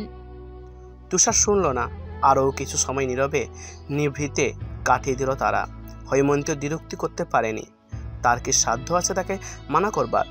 সরব খটখট শব্দে কে যেন কারাঘাত করলো দরজার পিঠে। হৈমন্তী ছিটকে সরে গেল প্রায়। তুষারের দিকে চোখ তুলে তাকাতেই দেখলো সে ভ্রু কুঁচকে দৃঢ় চাহিনী নিয়ে তাকিয়ে আছে। হৈমন্তী আবার নতজানু হলো, মৃদুস্বরে তাগাদা দিল, দরজায় কেউ আছে, খুলুন, যান। তুষার শুনল, দরজার দিকে এগোতে এগোতে বলল, শাড়ি ভিজে গেছে, চেঞ্জ করে নিন, ঠান্ডা লাগবে। পেছন থেকে হৈমন্তী উঁচু গলায় বলল, আমার কাছে আর শাড়ি নেই তো, সবগুলো ধুয়ে দিয়েছিলাম, শুকোয়নি এখনো। সে কথায় আর উত্তর পাওয়া গেল না। ধীর স্থির হয়ে দরজার কাছে গিয়ে নব ঘোরালো তুষার। হেনাকে সামনে দাঁড়িয়ে থাকতে দেখে কুচকানো ভ্রু স্বাভাবিক করলো। হেনা খুবই শান্ত স্বরে জিজ্ঞেস করলো, ভাত খাবি না? নিচে আয়, ভাত বাড়ছি। তুষার মায়ের মতো করেই বলল, নিচে খাবো না, রহিমানটিকে বলো রুমে খাবার আনতে। হেনা জোর করে বললেন, রাগ মনে পুষিয়ে রাখিস না বাপ, হেমন্তীকে নিয়ে নিচে আয়। আমরা এখানে খাবো মা। হেনা হতাশায় ভরা দীর্ঘশ্বাস ফেললেন। ছোট্ট করে আচ্ছা বলে যেতে দিলেই পিছু ডাকলো তুষার। হেনা পিছন ফিরে তাকালেন। তুষার নরম গলায় প্রশ্ন করলো, তুমি ভাত খেয়েছো মা? প্রশ্নটাই কি যেন ছিল, মন ভরে উঠল ওনার। ঠোঁটে অল্প হাসি ফুটিয়ে তিনি জবাব দিলেন, খাবো একটু পর। তোমার কয়েকটা শাড়ি পাঠিয়ে দিও মা, হৈমন্তিকার পরার কাপড় আনা হয়নি। অমনি হেনা যেন ব্যস্ত হয়ে পড়লেন। তুষারকে ক্ষীণ ধমক দিয়ে বললেন, এ কি, আগে বলবি না? আমি আনছি, দাঁড়া। হেনা যেতেই দরজা লাগিয়ে দিল তুষার। হৈমন্তীকে আগের মতোই ভেজা কাপড়ে দাঁড়িয়ে থাকতে দেখে বলল, ঠান্ডা লাগছে হৈমন্তিকা, আপাতত আমার একটা টি শার্ট পরে নিন, আমি এসি বন্ধ করে দিচ্ছি। দুপুর গড়তেই রুমে বসে থাকতে আর ভালো লাগলো না হৈমন্তীর। কতক্ষণ না শুয়ে বসে কাটানো যায়। তুষার মানা করা সত্ত্বেও তাও অবজ্ঞা করে নিচে নেমে এলো সে। রান্নাঘরে তাকে দেখে অনেকটা অবাকই হলেন হেনা। বিস্মিত স্বরে বললেন, হেমন্তী, তুমি এখানে যে, কিছু দরকার ছিল? হৈমন্তী নিচু গলায় বললেন, এমনি আপনার কাছে আসতে ইচ্ছে হলো। কি বানাচ্ছেন আন্টি? হেনা হাসলেন। চুলার মাছগুলো উল্টিয়ে দিতে দিতে বললেন, বোকা মেয়ে, আন্টি বলছো কাকে? মা ডাকবে। কথার পিঠে হৈমন্তীও হাসলো। কিছু বলার আগেই আফতাব সাহেবের দিকে হাঁক শোনা গেল হঠাৎ। হেনা দ্রুত হাত চালিয়ে অন্য চুলা থেকে চায়ের কেটলি নামালেন। 1 চামচ চিনি দিয়ে ধোঁয়া উঠা চা ঢাললেন কাপে। তারপর হৈমন্তীর দিকে তাকিয়ে অনুরোধের সুরে বললেন, ওনাকে একটু চাটা দিয়ে আসতে পারবে হেমন্তী? আমার হাতে কাজ তো, নয়তো আমি যেতাম। হৈমন্তী করুণ চোখে তাকালো। তাকে যেতে হবে চা দিতে। হেনা তার সংশয় দেখে একটু হাসলেন, আবারও বললেন, ভয় নেই, বকবে না, আমি কাল রাতে বুঝিয়েছি ওনাকে। হৈমন্তী যেন একটু সাহস পেল। চায়ের কাপ নিয়ে চলে গেল ড্রয়িং রুমে। আফতাব সাহেব টিভি দেখছিলেন। তখনও হৈমন্তীকে খেয়াল করেননি তিনি। হৈমন্তী আমতা আমতা করে স্বরে বললেন, আপনার চা আঙ্কেল। টিভি দেখার মাঝেই ভ্রু কুঁচকালেন তিনি। পাশ ফিরে হৈমন্তীকে দেখে তা যেন আরও গাঢ় হলো। গাম্ভীর্যের গভীরতা বাড়ল সেই সঙ্গে। তবে অবাক বিষয়, সত্যিই তাকে কিছু বললেন না আফতাব সাহেব। গমগমে মুখশ্রী নিয়ে একবার তাকালেন মাত্র, পরপরই বিরক্তিক ভঙ্গিতে চলে গেলেন সেখান থেকে। তুষারের দেখা মিলল এর কিছুক্ষণ পরেই। শার্টের হাতটা গোটাতে গোটাতে উঁচু গলায় হৈমন্তীকে ডাকলো সে। রান্নাঘর থেকে গুটিসুটি পায়ে হৈমন্তী কাছাকাছি আসতেই বলল, আমি একটু বাইরে যাচ্ছি হৈমন্তিকা, আপনি আর কতক্ষণ এখানে থাকবেন? মায়ের রান্না শেষ হয়েছে। হৈমন্তী মাথা দুলিয়ে বলল, হ্যাঁ, কোথায় যাচ্ছেন? টিউশন আছে, আপনি রুমে চলে যান। আমি না আসা অবধি বের হবেন না, ঠিক আছে? হৈমন্তী এবারও মাথা দুলালো। বিস্তর হাসল তুষার। হৈমন্তীকে কাছে টেনে কপালে অধর ছোঁয়ালো। কমল স্বরে বলল, নিজের খেয়াল রাখবেন, আমি তাড়াতাড়ি আসার চেষ্টা করব। বলে সে আর দাঁড়ালো না। ব্যস্ত পায়ে বেরিয়ে গেল ড্রয়িং রুম হতে। কোলাহলে পূর্ণ এলাকা। বৃষ্টির কারণে বড্ড নিস্তব্ধ। দৌড়ে যে যার গন্তব্যে দ্রুত পৌঁছানোর প্রাণপণ চেষ্টা করেছে। কেউ কেউ ছাতা হাতে ধীর পায়ে রাস্তায় হাঁটছে, উপভোগ করছে বৃষ্টিমুখর পরিবেশ। বারান্দায় দরজা আটকে দিয়েছে হৈমন্তী। পানের ছিটায় ফ্লোর ভিজে যাচ্ছে। সে দাঁড়িয়ে আছে আধ খোলা জানলার এক পাশে। পরনে হলুদ রঙের জামদানি শাড়ি। শাড়িটা হেনা দিয়েছেন, ভীষণ সুন্দর দেখতে। চিন্তায় মগ্ন হৈমন্তী তুষারের আগমন টের পেল না। তুষার নিঃশব্দে দরজা বন্ধ করে দিল। মৃদুস্বরে ডাকলো, হৈমন্তিকা। হৈমন্তী ক্ষীণ চমকে পেছনে তাকালো। কাক ভেজা তুষারকে দেখতেই আঁতকে উঠে বলল, আল্লাহ, পুরো ভিজে গেলেন তো, ছাতা নিয়ে যাননি সাথে? তুষার হাতের ব্যাগগুলো ফ্লোরে রেখে বলল, না, ভুলে গিয়েছিলাম। বলে হাতের ঘড়িটা খুলে রাখলো ড্রেসিং টেবিলে। শার্টের বোতাম খুলতে নিলেই ধমক দিয়ে উঠল হৈমন্তী। এখানে খুলছেন কেন আঙ্কেল? ওয়াশরুমে যান। তুষার হাসলো। এক কদম হৈমন্তীর দিকে এগিয়ে প্রথম 3টে বোতাম খুলতেই উঁচু গলায় চিৎকার করে উঠল হৈমন্তী। তুষারের হাসির শব্দ বাড়ল। হাসির দমকে নেত্রকোণে গুটি কয়েক ভাঁজ পড়ল। নাক লাল হলো ভীষণ। হৈমন্তী মুখ ফুলিয়ে গম্ভীর স্বরে আবার পড়ল, ফাজলামি না করে ওয়াশরুমে যান। তুষার পাত্তা দিল না। ঠোঁট বাঁকিয়ে হাসলো, বলল, আপনাকে রাগলে মারাত্মক লাগে হৈমন্তিকা। আসুন, কাছে আসুন, একটু ছুঁয়ে দেই। সঙ্গে সঙ্গে চোখ খিঁচে বন্ধ করে ফেলল হৈমন্তী। ক্ষীণ লজ্জায় মিয়ে গেল। উঁচু গলায় বলল, আপনি যাবেন? যাচ্ছি। ব্যাগে আপনার জন্য শাড়ি এনেছিলাম, ভিজে গেছে সম্ভবত, একটু দেখুন তো। সবুজ রঙের শাড়িটির অনেকাংশ ভিজে গেছে। কাপড়ের প্যাকেটটা আধ ছেঁড়া হয়ে পড়ে আছে ফ্লোরে। চেয়ার টেনে সেখানে শাড়ি মেরে দিল হৈমন্তী। অগোছালো বিছানা টান টান করে বিছালো। তুষার ওয়াশরুম হতে বেরিয়ে এলো তখন। তোয়াল নিয়ে মুখ মুছতে মুছতে বলল, শাড়ি ভিজে গেছে? হৈমন্তী একবার তুষারের মুখ পানে তাকালো, জবাব দিল, একটু। পরপরই আলমারির দিকে এগোলো সে। দুপাশের লম্বাটে দরজা টান দিয়ে খুলল। হাত এগিয়ে রং বেরঙের শাড়িগুলো কয়েক সেকেন্ড ছুঁয়ে দেখলো খুব যত্নে। এরপরই আনমনেই বলল, এই 2-1 দিনে কতগুলো শাড়ি হয়েছে আমার। আপনি দিয়েছিলেন 6টা, মা দিয়েছেন 3টা, এখন আবার আনলেন একটা। মোট 10টা শাড়ির মালিক আমি। হৈমন্তীর চোখ মুখ উজ্জ্বল হয়ে উঠল, ঠোঁটে ফুটে উঠল মুচকি হাসি। টের পেল তুষার কাছাকাছি চলে এসেছে তার। ঘাড়ে উষ্ণ নিঃশ্বাসের অস্তিত্ব পাচ্ছে সে। হঠাৎ কোমর আঁকড়ে কাঁধে থুতনি ঠেকালো তুষার। শাড়ির ভাঁজ গলিয়ে খুব গভীরে যেতেই বরাবরের ন্যায় কেঁপে কেঁপে উঠল হৈমন্তী। তুষার চমৎকার হাসলো, প্রশ্ন করল, শাড়িগুলো না ধুয়ে দিয়েছিলেন, শুকিয়ে গেছে? হৈমন্তী সঙ্গে সঙ্গে জবাব দিতে পারল না। আড়সটায় ক্ষীণ মিইয়ে গেল। মৃদু আওয়াজে বলল, সকালের কড়া রোদেই শুকিয়ে গিয়েছিল, এখন সরুন। তুষার নাকচ করে বলল, ভালো লাগছে আমার, সরতে পারবো না। বলে একটু থামলো সে। তারপর আবার প্রশ্ন করল, আমি তো এখন আপনার আপনজন হৈমন্তিকা, ভীষণ আপন মানুষ, তবু আপনি আমাকে আপনি বলে ডাকেন কেন?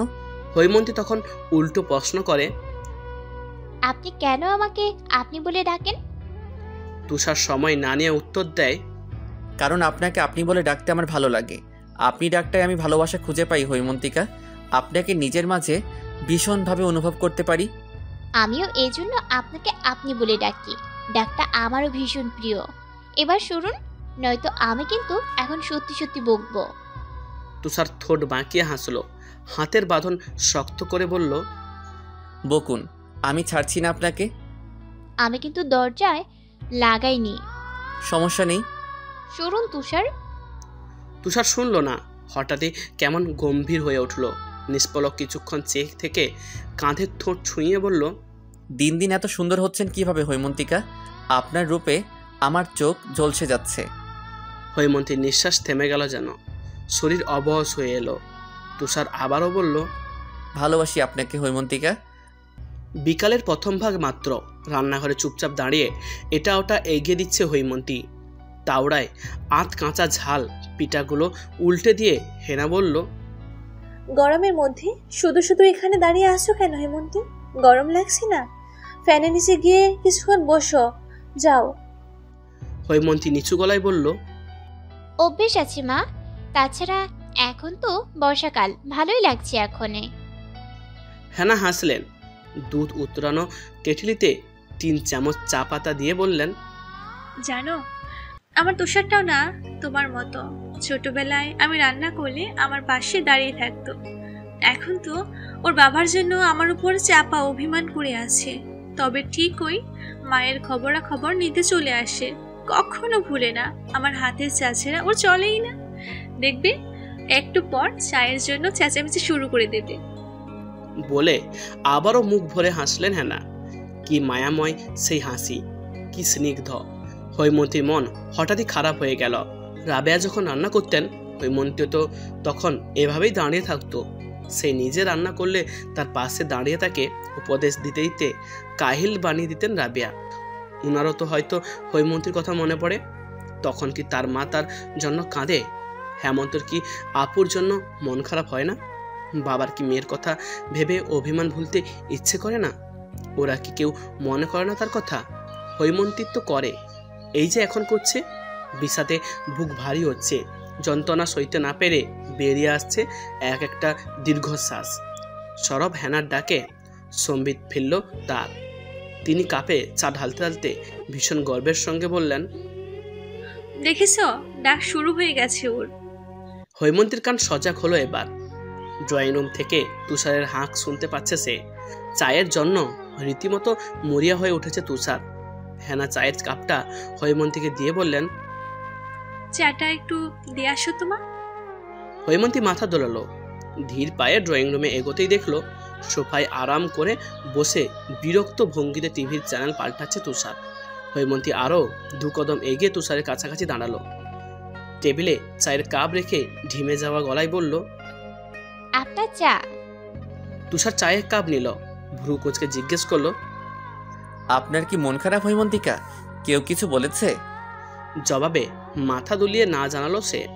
তুষার আরও কিছু বলবে তার পূর্বেই কলিং বেল বেজে উঠল বিরতিহীন লাগাতার ভাবে। রহিমা খালা সুন্দর দরজা খুলতেই ফুসফুস শব্দে ভেতরে প্রবেশ করলেন আফতাব সাহেব। ড্রয়িং রুমে হৈমন্তীকে দেখে মাথার রাগগুলো যেন টপ করে জ্বলে উঠল। ক্ষুব্ধ দৃষ্টিতে একবার হৈমন্তীর দিকে তাকিয়ে চিৎকার করে হেনাকে ডাকলেন তিনি। হেনা দৌড়ে এলেন।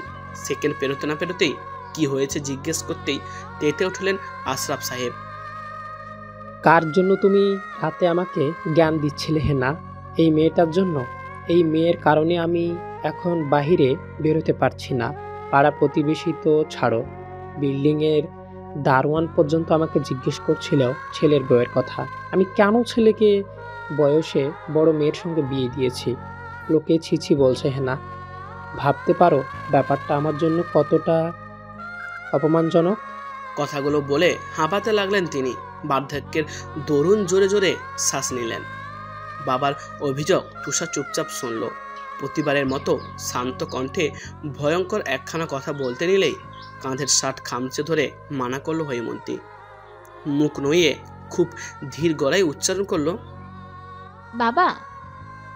আফতাব সাহেব থমকালেন। নিমেষেই শান্ত হয়ে চমকে যাওয়ার নজরে তাকালেন। হৈমন্তী নম্র গলায় আবার বলতে লাগলো, আপনাকে আমি খুব শ্রদ্ধা করি বাবা। আমি চাই আপনি আমাকে মেয়ের মতো ভালোবাসুন, কিন্তু আমি। আরও কিছু বলার পূর্বেই তিনি গটগট পায়ে চলে গেলেন সেখান থেকে।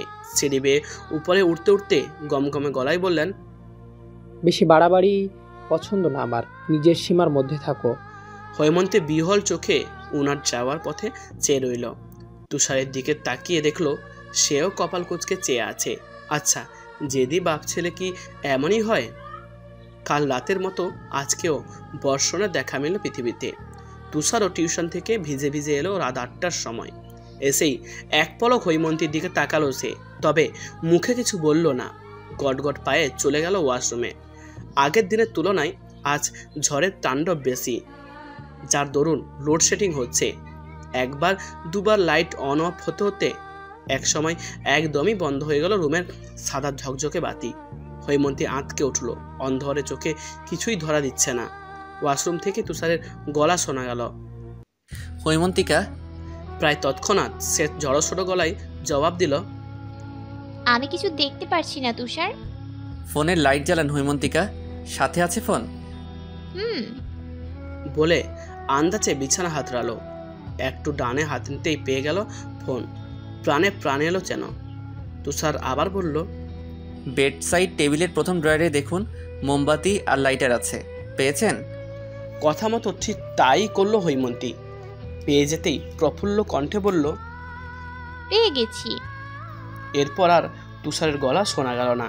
একটু পরই সে নিজেই বেরিয়ে এলো ওয়াশরুম হতে। এক হাতে ভেজা চুল ঝাড়তে ঝাড়তে হৈমন্তীর কাছে আসলো। প্রশ্ন করলো, ভয় পেয়েছিলেন? শুনে বোকা হাসলো হৈমন্তী। জবাব দিল না। মোমবাতির হলুদ কমলা মিশ্রের আলো সরাসরি পড়ছে তার স্নিগ্ধ অবুজ মুখখানায়। তুষারের চোখ আটকে গেল। প্রবল আকাঙ্ক্ষায় তীর্থ হলো মন মস্তিষ্ক। নিষিদ্ধ ইচ্ছে জেগে উঠল। খুব গোপনে শুকনো ঢোক গিলল সে। নেত্রজোড়া সরাতে নিয়েও পারল না। হঠাৎ কি জানা হলো। হৈমন্তীকে হুট করে কোলে তুলে নিল সে। বিছানায় শুয়ে কাছে আসতে নিলেই বুক আলতো ধাক্কা দিল হৈমন্তী। ভীতু গলায় বলল, কি করছেন? ওপাশ থেকে উত্তর এলো, কিচ্ছু না। পরপরই নিজের অধৈর্য স্পর্শ পেতেই স্তব্ধ হয়ে গেল সে। ঝড়ের তাণ্ডবের তীব্রতা বেড়ে গেছে। কারেন্টের খবরাখবর পাওয়া যায়নি এখনো। নিকৃষ্ণ আধারে তুষারের সান্নিধ্য পেয়ে কেমন নেতিয়ে গেল হৈমন্তী।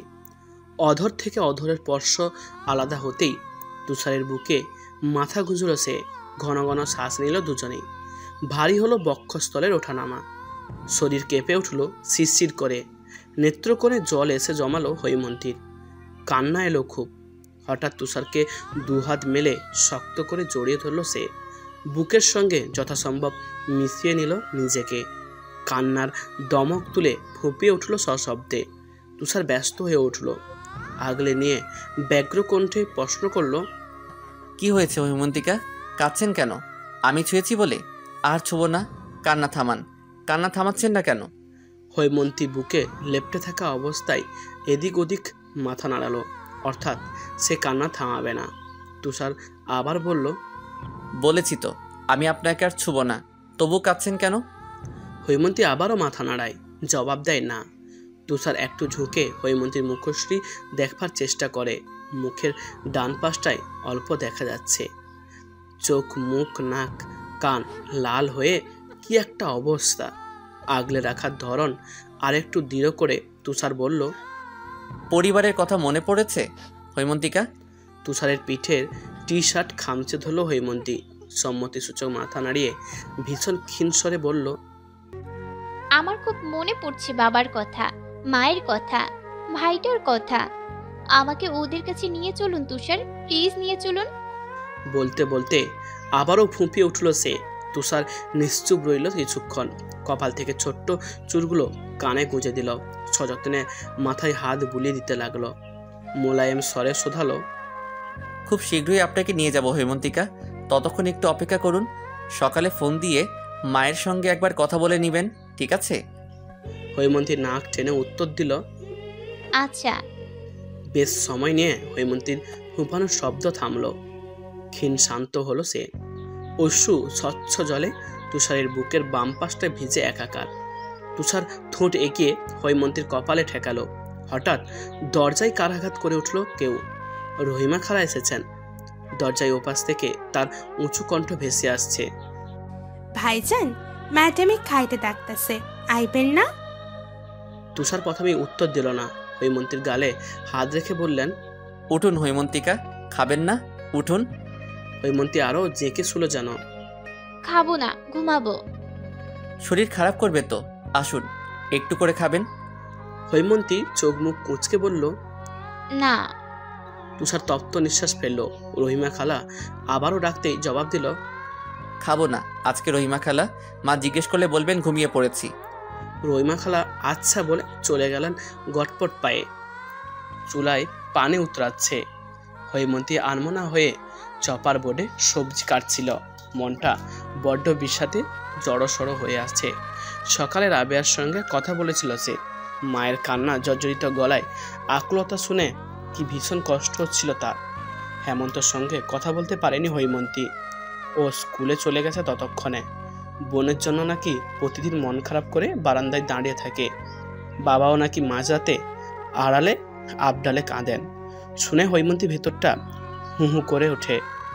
রাবেয়া যখন জিজ্ঞেস করেছিলেন, কেমন আছিস হৈমন্তী, সুখে আছিস তো মা? হৈমন্তী কান্না দমিয়ে রাখতে পারেনি কোনোভাবেই। সশব্দে কেঁদে দিয়েছিলেন তুষারের শার্ট মুঠো ধরে। সবর হেনার ডাকে চমকে তাকালো হৈমন্তী। অসাবধানতায় ধারালো ছুরিটা গভীরভাবে গেঁথে গেল বৃদ্ধা আঙুলের ঠিক নিচটায়। ব্যথায় মৃদু চেঁচিয়ে উঠল সে। হেনা ভড়কে গেলেন। এগিয়ে এসে কলের নিচে চেপে ধরলেন হাত। ধমকে শুধু বললেন, আমি মানা করেছিলাম না? আমার মানাটা একটু শুনলে কি হতো মেয়ে? একদম ভালো হয়েছে, আমি খুশি হয়েছি। পর মুহূর্তেই উঁচু গলায় রহিমা খালাকে ডাকলেন তিনি। রহিমা, প্রাথমিক চিকিৎসার বক্সটা নিয়ে আয়, সাথে তুষারকেও ডাকিস। আজকে ওর বউয়ের একটা বিচার করেই ছাড়বো। মেয়েটা একদম আমার কথাই শোনে না। হৈমন্তীর ব্যথা পাওয়ার কথা শুনে হন্তদন্ত পায়ে রান্নাঘরে উপস্থিত হলো তুষার। চুল বেয়ে তখনও পানি ঝরছে। সম্ভবত মাত্রই শাওয়ার নিয়ে এসেছে। হেনাকে বলল, তুমি সরো মা, আমি দেখছি। হাত জ্বলছে খুব, টনটন করছে কেমন। হৈমন্তী চোখ খিঁচে আছে। তুষার আলতো করে হাতটা ধরতেই টলমল নয়নে চাইল। তুষারের চোয়াল শক্ত, ভ্রু কপাল কুঁচকে থাকা। সাবধানে হাতটা পরখ করছে সে। হৈমন্তী ফাঁকা গলায় ঢোক গিলল। ধরা গলায় বলল, সরি। তুষার জবাবহীন। চেহারায় দারুণ গাম্ভীর্য এঁটে রেখেছে। চুপচাপ ব্যান্ডেজ করে মারাত্মক শান্ত গলায় সে বলল, না, মানা করেছিল না আপনাকে? মাকে সাহায্য করবেন ঠিক আছে, কিন্তু তা যেন রান্নাঘর অবধি না গড়ায়, নয়তো আমি খুব কঠোর হতে বাধ্য হব হৈমন্তিকা। তুষারের এহেন কথায় প্রচণ্ড অবাক হলো হৈমন্তী।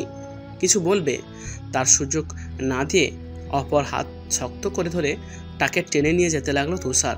আফতাব সাহেব ড্রয়িং রুমের সোফায় বসে ফোনের কথা ভাবছিলেন। কিছুক্ষণ পরপর ধমকে উঠেছিলেন, আইপিএসে কি যেন ঝামেলা হয়েছে। কাল সন্ধেবেলা ঠিক করার কথা বলেছিলেন তিনি। দুপুর হয়ে গেল, অথচ এখনো কাজ হাতেই দেয়নি তারা। এ নিয়েই আফতাব সাহেব প্রচণ্ড বেজার। তুষার বাবার দিকে একবার তাকালেন। সিঁড়ির এক ধাপ উপরে উঠতেই ডেকে উঠলেন আফতাব সাহেব। জিজ্ঞেস করলেন, এই মেয়ের কি হয়েছে? রান্নাঘরে এত চেঁচামেচি হচ্ছিল কেন? তুষার সহজভাবে উত্তর দিল, হাত কেটে গেছে। খুব বেশি কেটেছে। ডাক্তার দেখাচ্ছ না কেন এখনো? কথাটা যেন এক অস্বাভাবিক বাক্য। নিজের কানকে বিশ্বাস করতে পারল না তুষার। ভ্রু উঁচু করে তীক্ষ্ণ নয়না তাকালো। ছেলের এমন দৃষ্টিতে হক চাকালেন তিনি। কোনো মতে কানে ফোন রেখে অন্যদিকে চলে গেলেন। আজ আকাশে বৃষ্টি নেই, চাঁদের আলোয় মুখরিত সব। পাখির কিচিরমিচির শব্দ শোনা যাচ্ছে সুদূর হতে। হৈমন্তী রেলিংয়ে থাকা হাতটাই একবার তাকালো। সাদা ব্যান্ডেজ করা ক্ষতস্থানটা জ্বলছে একটু। হৈমন্তী দীর্ঘশ্বাস ফেলে কারো পায়ের আওয়াজ পেয়ে পেছন ফিরে তাকায়। তুষারকে দেখে ম্লান হাসে।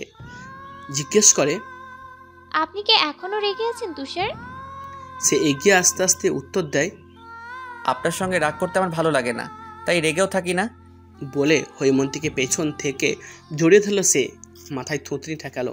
প্রশ্ন করলো, আমি আপনাকে কখন ভালোবেসেছিলাম তা কি জানেন হৈমন্তিকা? হৈমন্তী মাথা নাড়ালো। না। তুষার হাসলো, সেই দুর্বোধ্য বিস্তর হাসি। আমার একটা প্রেমিকা ছিল ক্লাস 5-এ, ওর নাম রবিনা ছিল। আমি সারাদিন রবিনা রবিনা বলে ডাকতাম ওকে। বাবার পছন্দ ছিল না সেটা। মিডল ক্লাস ছিল যে। আমার খাবার থেকে শুরু করে কাপড়, গেমস, টিভি চ্যানেল সব বাবার কথা মতো হতো। এমনকি নিজের বন্ধু নির্বাচন করার অধিকারও আমার ছিল না, এক রৌনক ছাড়া। ও বড়লোক দেখে বাবা কিছু বলতো না। মধ্যবিত্ত নিম্নবিত্ত কারোর সাথে মেশা একেবারে নিষিদ্ধ ছিল প্রায়। বাবার মতে ওদের আচার আচরণ ভালো না, ব্যবহার ভালো না, ওরা লোভী হয়। আমি যদি অমন হয়ে যাই, ওই মেয়েটাও মিডল ক্লাস ছিল বিধায় বাবা ওকে কড়াভাবে বলে দেন আমার সঙ্গে না মিশতে। রুবিনাও মেশা বন্ধ করে দেয়। ঠিক তখন থেকেই বাবার প্রতি দূরত্বটা তৈরি হয়েছিল আমার। নিজের জীবনের প্রতি নিজেই উদাসীন ছিলাম। সারাদিন চুপচাপ বসে থাকতাম। রৌনকের সাথে মেলামেশা হতো না হতো। তারপর একদিন হুট করেই আপনি চলে এলেন, আমার সাথে আগ বাড়িয়ে কথা বলতেন।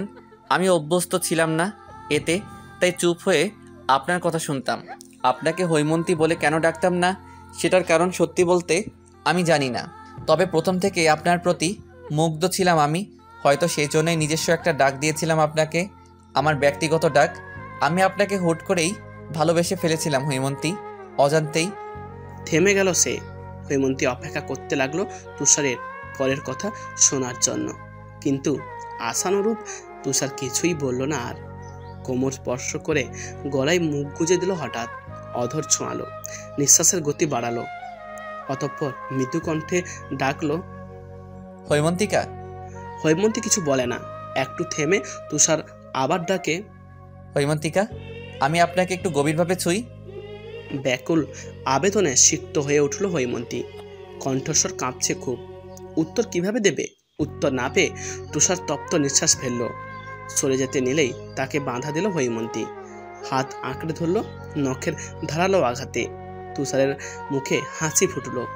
হুট করে হৈমন্তিকাকে কোলে তুলে নিল সে। কপালে কপাল ঠেকিয়ে রুমে এগোলো। অপেক্ষার অবসান বুঝি শেষ হলো। পূর্ণতার আবেশে আকাশ বাতাস বিশ্ব মুখরিত হলো স্নিগ্ধতায়। রুমের বাতি জ্বালানো নেই। বারান্দা আর জানালা গলিয়ে আলোর উপচে পড়ছে রুমের আনাচে কানাচে। এসির পাওয়ার বাড়ানো। চারপাশে শীতলতায় তীব্র কাঁপুনি অনুভব করছে হৈমন্তী। তুষার চুপচাপ স্বাভাবিকভাবে সোফার ওপর বসে আছে। মাথা হেলিয়ে হালকা নিচু হয়ে আছে। মুখশ্রী গম্ভীর, থমথমে। সে বারণ করার পরও হৈমন্তী কেন রান্নাঘরে গিয়েছে তা নিয়ে মনে মনে ভীষণ রেগে আছে তুষার। রান্নাঘর থেকে জোরপূর্বক টেনে এনে বিছানায় বসে রেখেছে তাকে। তারপর থেকে এখন পর্যন্ত কিঞ্চিত পরিমাণ কথাও বলেনি তার সঙ্গে। হৈমন্তী বলতে চাইলেও না। ঠান্ডা সহ্য করতে না পেরে ব্ল্যাঙ্কেটে আরও ভালোভাবে গায়ে জড়িয়ে নিল হৈমন্তী। বলল, তুষার, মানবো আমার ঠান্ডা লাগছে, দয়া করে এসির পাওয়ার কমিয়ে দিন। তুষার শুনল। কিছু না বলে পাশ থেকে রিমোট দিয়ে তাপমাত্রা কমিয়ে দিল। অতঃপর আবারও আগের রূপে ফিরে এলো অতি সন্তর্পণে। হৈমন্তী ছোট্ট নিঃশ্বাস ফেলল এতে। অধৈর্য কণ্ঠে বলল, আপনি কি এখনো অবুঝ তুষার? বাড়ির বউ রান্নাঘরে যাবে না এটা কি কখনো হয়? শুধু শুধু জেদ কেন করছেন? তুষার উত্তর দিল না, কানে যেন পৌঁছালোই না কথাগুলো। তবে চোয়াল শক্ত হলো ক্ষীণ, কাঠিন্যতা স্পষ্ট হলো চেহারায়। হৈমন্তী বোঝানোর চেষ্টা করলো, এভাবে রাগ করে থাকবেন না তুষার, একটু বোঝার চেষ্টা করুন। মা একা একা সব করতে পারবে না। আমি যদি কাউকে ওনাকে একটু সাহায্য করতে চাই, সেখানে আপত্তি কোথায়? আপত্তি নেই, আমি শুধু আপনাকে রান্নাঘরে যেতে মানা করেছি। অন্যান্য কাজেও তো সাহায্য করা যায়। তাছাড়া রহিমা খালা আছেন কি জন্যে? অন্যান্য কাজের জন্য রহিমা খালা আছেন। আপনারা কি কখনো রহিমা খালার বানানো খাবার খেয়েছেন? মায়ের রান্না করেন সব সময়, একা হাতে সব সামলাতে গিয়ে হাঁপিয়ে ওঠেন। আমি মায়ের কাজ এগিয়ে দিতে চাইছি মাত্র, আর রান্না করতে গিয়ে ওই একটু কাটাছেঁড়া হয়। আমি অভ্যস্ত এতে। তুষার মানল না, একরোখা উত্তর দিল, তবু আমি কিচ্ছু জানি না হৈমন্তিকা। মায়ের পাশে দাঁড়িয়ে থেকে তার রান্না দেখবেন, সমস্যা নেই। টুকটাক সাহায্য করবেন, এতেও সমস্যা নেই। তবে ক্ষত শুকানো না অবধি রান্নার কোনো কাজে হাত লাগাতে পারবেন না। কথার অমান্য হলে আমি কিন্তু আপনাকে বকবো হৈমন্তিকা। দীর্ঘশ্বাস ফেলে হৈমন্তী হেরে যায়, মেনে নেয় তুষারের কথা। তুষার নিমেষেই শান্ত হয়ে যায় যেন। উঠে দাঁড়িয়ে এগিয়ে আসে হৈমন্তীর পানে, কাঁচ ঘেঁষে বসে। মনোযোগ দিয়ে তাকাতেই দেখে হৈমন্তীর ডান গালে কিঞ্চিত ময়লার আবরণ লেগে আছে। হাত এগিয়ে তা ফেলে দিতে দিতে তুষার বলল, আমি জব পেয়েছি হৈমন্তিকা। হৈমন্তী বিমূঢ় হয়ে তাকালো, অবাক কণ্ঠে বলল, জব? কিসের? একটা কোচিং সেন্টারে ইংলিশ টিচার হিসেবে। মানে কেন? আপনার বাবার ব্যবসা তো আছেই। হৈমন্তীর কানে চুল গুঁজে তুষার বলল, আপাতত বাবার ব্যবসা সামলাতে চাইছি না, প্রস্তুত নই, তাই প্রাথমিকভাবে কিছু একটা শুরু করছি। কিন্তু আপনার ভার্সিটি, পড়ালেখা, এসবের ক্ষতি হবে না? তুষার মুচকি হাসলো। সামলে নেব। হৈমন্তী সন্তুষ্ট হতে পারল না, মন খারাপ হলো ভীষণ। সে জানে এসব করতে গিয়ে তুষারের খুব কষ্ট হবে, ক্লান্ত হয়ে পড়বে শরীর মন। হৈমন্তীকে মুখ ফুলাতে দেখে তার নাক টেনে ধরল তুষার, বলল, মুখ ফুলিয়েছেন কেন? হাসুন। হৈমন্তীর প্রাণহীন উত্তর, ভালো লাগছে না। ভালো লাগতে হবে। কাল থেকে আপনি আবারও ভার্সিটি যাওয়া শুরু করবেন। আমার জন্য আপনার ক্যারিয়ার নষ্ট হোক, তা আমি অবশ্যই চাইব না। বিষাদে আনন্দটা অত ধরা দিল না হৈমন্তী, শুধু ভেতরে ভেতরে অল্প খুশির রেশ জেগে উঠল। মুখে কিছু বলা হলো না। তুষার দূরত্ব কমালো, স্পর্শের প্রগড়তা বাড়িয়ে কানের কাছে ফিসফিসিয়ে বলল, কষ্ট হলেও আপনাকে ভালোবেসে তা পুষিয়ে নেব হৈমন্তিকা। আপনি আমার প্রশান্তি, হাসি কান্না সব কিছু। এবার হাসুন তো দেখি, চোখটা বড্ড ব্যথা করছে, একটু জিরিয়ে নেই। সময়টা শরৎকাল, নদীর তীরে তীরে ফুটে আছে কাশফুল। মেঘেরা হেসে খেলে ভেসে বেড়াচ্ছে বিশাল গগনে। এত এত মেঘের আস্তরণে আকাশের রংটা নীলের জায়গায় সাদাই হয়ে গেল বুঝি। মাথার ওপর মিষ্টি রোদের স্বল্প তেজ, তবুও ঘেমে একাকার তুষার।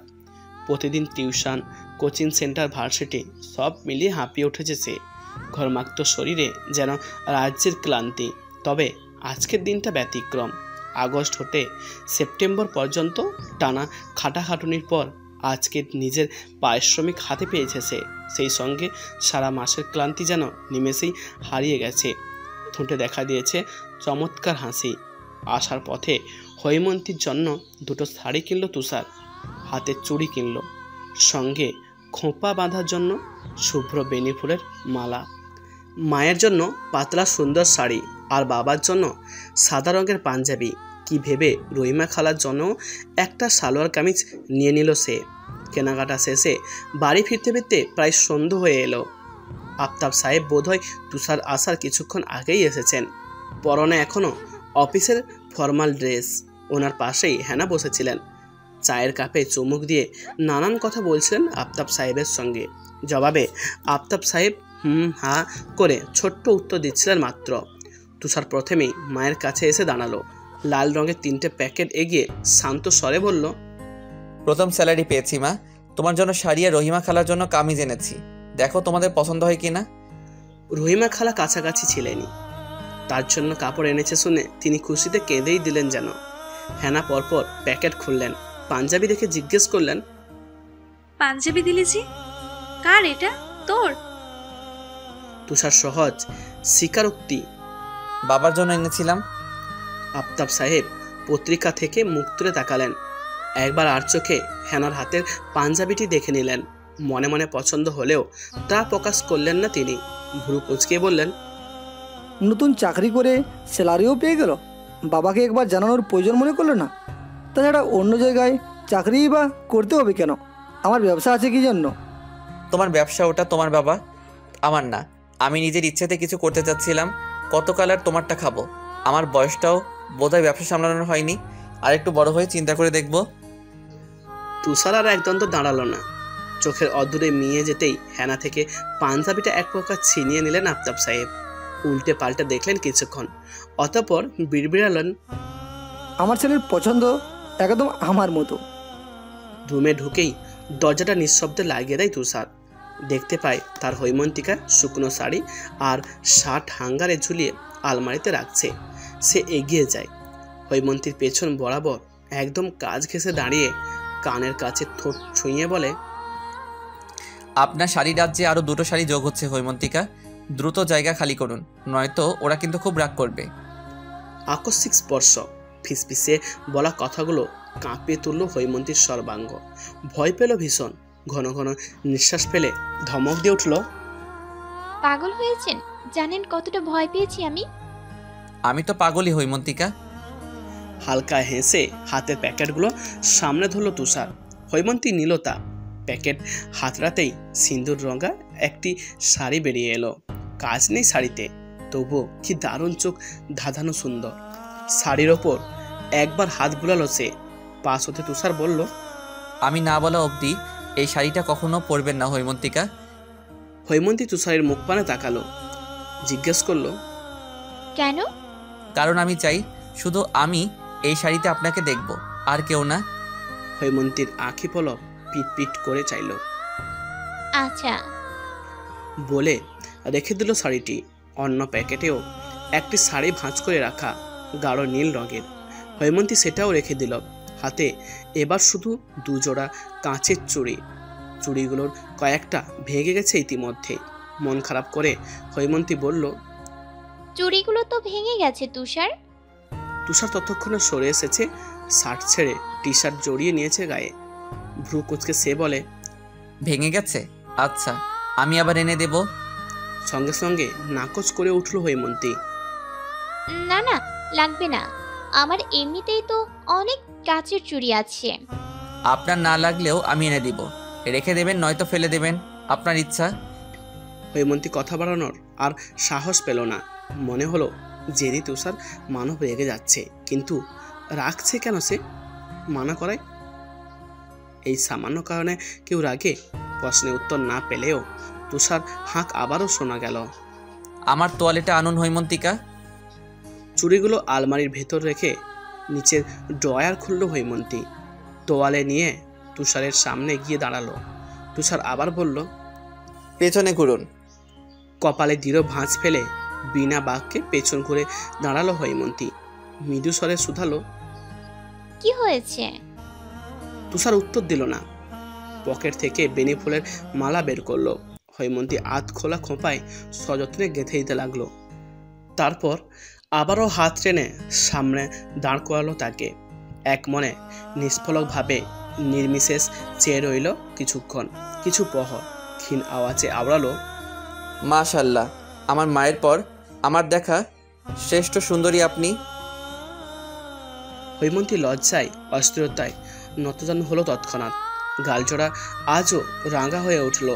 ভাবল, সাজিন চেহারায় তাকে কি সত্যি খুব সুন্দর লাগছে, নাকি শুধু তুষারের দৃষ্টিতেই সে অপরূপ সুন্দরী? মুখের কাছে গাঢ় নিঃশ্বাস টের পেতেই স্তম্ভিত ফিরল তার। তুষারকে নিজের অতি নিকটে আবিষ্কার করলো। সঙ্গে সঙ্গে বুকে আলতো ধাক্কা দিয়ে সরিয়ে দিল সে। তুষার নাক ফুলিয়ে ছোট ছোট চোখে তাকালো, অভিযোগ করে বলল, ধাক্কা দিয়েছেন কেন? হৈমন্তীর কড়া কণ্ঠস্বর, না, ফ্রেশ না হয়ে কি ফাইজলামি শুরু করেছেন তুষার। আর টি শার্ট পরেছেন কেন? আপনি না গোসল করবেন, ধোয়া টি শার্ট একদম নষ্ট করে দিলেন। প্রকৃতিপ্রেমিক হৈমন্তীর ভোরবেলা বারান্দায় দাঁড়িয়ে থাকতে আর ভালো লাগে না। রোজ যখন তার কোলে মাথা রেখে তুষার কোরআন তেলাওয়াত করে, গম্ভীর পুরুষালী গলায় সেই তেলাওয়াত শুনতেই যে সবচেয়ে বেশি স্বাচ্ছন্দ্য বোধ করে। আলতো স্পর্শে চুলের ভাঁজে ভাঁজে হাত বুলিয়ে দেয়, এলোমেলো চুলগুলো আরও এলোমেলো করে দেয়। শীতল স্রোত বয়ে যায় মনের গহীন কোণে, প্রতিটি নিঃশ্বাস হয় প্রশান্তিময়। হঠাৎ হৈমন্তীর পেটের ভেতর কেমন মোচড় দিয়ে উঠল, গা গুলিয়ে আসলো। তেতো এক ঝাঁঝ গলায় এসে খুব বাজেভাবে ঠেকলো, উপচে আসতে চাইলো যেন। কোনো মতে হৈমন্তী বলল, একটু উঠে বসুন তুষার, আমার কেমন যেন লাগছে। তুষার সঙ্গে সঙ্গে উঠে বসলো। আয়াত শেষ করে কোরআন সাবধানে রেখে দিল বেড সাইড টেবিলে। কিছু বলবে তার পূর্বেই মুখে হাত চেপে দৌড়ে ওয়াশরুমে চলে গেল হৈমন্তী। তুষারের কপালে বলিরেখাগুলো স্পষ্ট হয়ে এলো, সেও হৈমন্তী পিছু নিল। ওয়াশরুমের নব ঘোরাতে গিয়ে দেখলো ভেতর থেকে লক। দরজায় কারাঘাত করলো তুষার, নরম সুরে একরাশ উদ্বিগ্নতা নিয়ে ডাকলো, হৈমন্তিকা, কি হয়েছে? দরজা খুলুন। ওপাশ থেকে কোনো রকম সারা শব্দ পাওয়া গেল না। মিনিট পরেই শাড়ির আঁচলে মুখ মুছতে মুছতে বেরিয়ে এলো হৈমন্তী। নিমেষেই ফ্যাকাশে নিস্তেজ হওয়া মুখখানা বুক ভারী করে তুলল তার। দুবার করে গলায় কপালে হাত ছোঁয়ালো, চাপা স্বরে বলল, জ্বর তো নেই, বেশি খারাপ লাগছে? হৈমন্তী মিনমিনিয়ে উত্তর দিল, ঠিক আছি আমি। তুষার বিশ্বাস করলো না সে কথা। নিচের সঙ্গে জড়িয়ে নিল হৈমন্তিকাকে, ললাটে অধর ছুঁয়ে বলল, আপনি ঠিক নেই হৈমন্তিকা, সত্যি করে বলুন, দুর্বল লাগছে বেশি? হৈমন্তীর চোখ বন্ধ, তুষারের বক্ষস্থলে লেপ্টে নেতিয়ে গেছে সে। ক্ষীণ আওয়াজে বলতে লাগলো, আমার ইদানিং কিচ্ছু ভালো লাগছে না। আপনার সাথে থাকতে ইচ্ছে করে, খেতে ইচ্ছে করে না, সারাদিন ঘুমাতে ইচ্ছে করে, বমি বমি পায়, খুব বমি পায়। তখন নিজেকে অসহায় লাগে, ভীষণ দুর্বল মনে হয়। আবারও কপালে চুমু খেলো তুষার, চিন্তিত সুরে বলল, কালই আপনাকে ডাক্তারের কাছে নিয়ে যাব হৈমন্তিকা, হামি দিচ্ছেন, ঘুম আসছে, আসুন ঘুমাবেন। পরের দিনই হৈমন্তিকাকে নিয়ে ডাক্তারের কাছে গেল তুষার। কিছু টেস্ট করালো, রিপোর্ট কাল বিকালে দেবে। হৈমন্তীর অসুস্থতার কথা শুনে হঠাৎই নরম হয়ে উঠলেন আফতাব সাহেব। নিজে ডেকে হৈমন্তীর অসুস্থতার খবর নিলেন, মাথায় হাত বুলিয়ে দিলেন। গম্ভীর অহংকারী মানুষটার হঠাৎ এহেন পরিবর্তনে হতবেল হয়ে গিয়েছিল হৈমন্তী। মনে হচ্ছিল এক বাবা যেন নিজের মেয়ের সঙ্গেই কথা বলছেন। হ্যাঁ না, দূর থেকে তাদের দেখে মিটমিট হাসছিলেন। যাক, আল্লাহ তার স্বামীকে সঠিক বুঝ দিয়েছেন। আকাশে বসবাসরত সূর্যের মনোবোধ হয় আজ প্রচণ্ড খারাপ। মেঘের আড়ালে লুকিয়ে আছে সে, চারপাশটা ছায়ায় ঢেকে গেছে। আবহাওয়া ক্ষীণ শীতল, ক্ষীণ উষ্ণ। সন্ধ্যা হতে হতেই উষ্ণ ভাবটা যেন মিইয়ে গেল আরও। কোথা থেকে যেন গ্রাম বাংলার ব্যাঙের আওয়াজ শোনা যাচ্ছে। ঝাঁকে ঝাঁকে কাকের দল বাসায় ফিরবার জন্য কাকা ডাকে তোড়ঝোড় করছে। বাতাসের তীব্রতা খুব। তুষার বাসায় ফিরল অবিন্যস্তভাবে, এলোমেলো অপরিপাটি অবস্থায়। হেনা চকিতে তাকালেন। তুষারের হাতের রিপোর্টার কাগজটা একবার দেখে বললেন, রিপোর্টে কি এসেছে তুষার? হেমন্তের কি হয়েছে? তুষার কিছুক্ষণ কিছুই বলতে পারল না। সোফায় বসলো অপ্রস্তুতভাবে। হেনা কি ভেবে রহিমা খালাকে পানি আনতে বললেন। অতঃপর আবার জিজ্ঞেস করছেন, কথা বলছিস না কেন তুষার? রিপোর্টে কি এসেছে? তুষারের কানে যেন সে কথা ঢুকলো না। ঘোলা চোখে ফ্লোরের দিকে তাকিয়ে অবিশ্বাস্য গলায় হেনাকে জিজ্ঞেস করলো, আমি কি সত্যি বাবা হচ্ছি মা? উপরিক্ত কথাটির অর্থ বুঝতে একটু সময় লাগলো হেনার। পর মুহূর্তে অর্থ উদ্ধার হতেই খুশিতে উত্তেজিত হয়ে পড়লেন তিনি। এগিয়ে এসে ছেলেকে জড়িয়ে ধরলেন, কপালে চুমু খেয়ে প্রশ্ন করলেন, আমি দাদি হচ্ছি? তুষার উত্তর দেয় না। হেনা তাড়াতাড়ি সোফা থেকে নিজের ফোন হাতে নেন। আফতাব সাহেবের নম্বর ডায়াল লিস্ট থেকে বের করতে করতে উৎফুল্ল মনে বলে ওঠেন, তোর বাবাকে সুখবরটা দিতে হবে, আসার সময় মিষ্টি আনতে বলবো। তুষার এবারও নিশ্চুপ। ভেতরকার অনুভূতি ঠিক অনুমোদন করতে পারছেন না সে। ভয়ঙ্কর কিছু অনুভব করতে গিয়ে ব্যর্থ হচ্ছে বারবার। আগের মতোই বসে আছে ঘোলা দৃষ্টি নিয়ে। রুমে এসেই হৈমন্তিকাকে শক্ত করে জড়িয়ে ধরল তুষার। প্রায় 5-10 মিনিট নড়চড়হীন এভাবেই স্থির ছিল তারা। প্রবল কঠিন বাঁধনে হৈমন্তীর দম বন্ধ হয়ে আসছিল। নিজেকে ছাড়বা ক্ষীণ প্রয়াস করে সে বলল, ব্যথা পাচ্ছি তুষার, ছাড়ুন। কোনরূপ অভিব্যক্তি পাল্টালো না তার।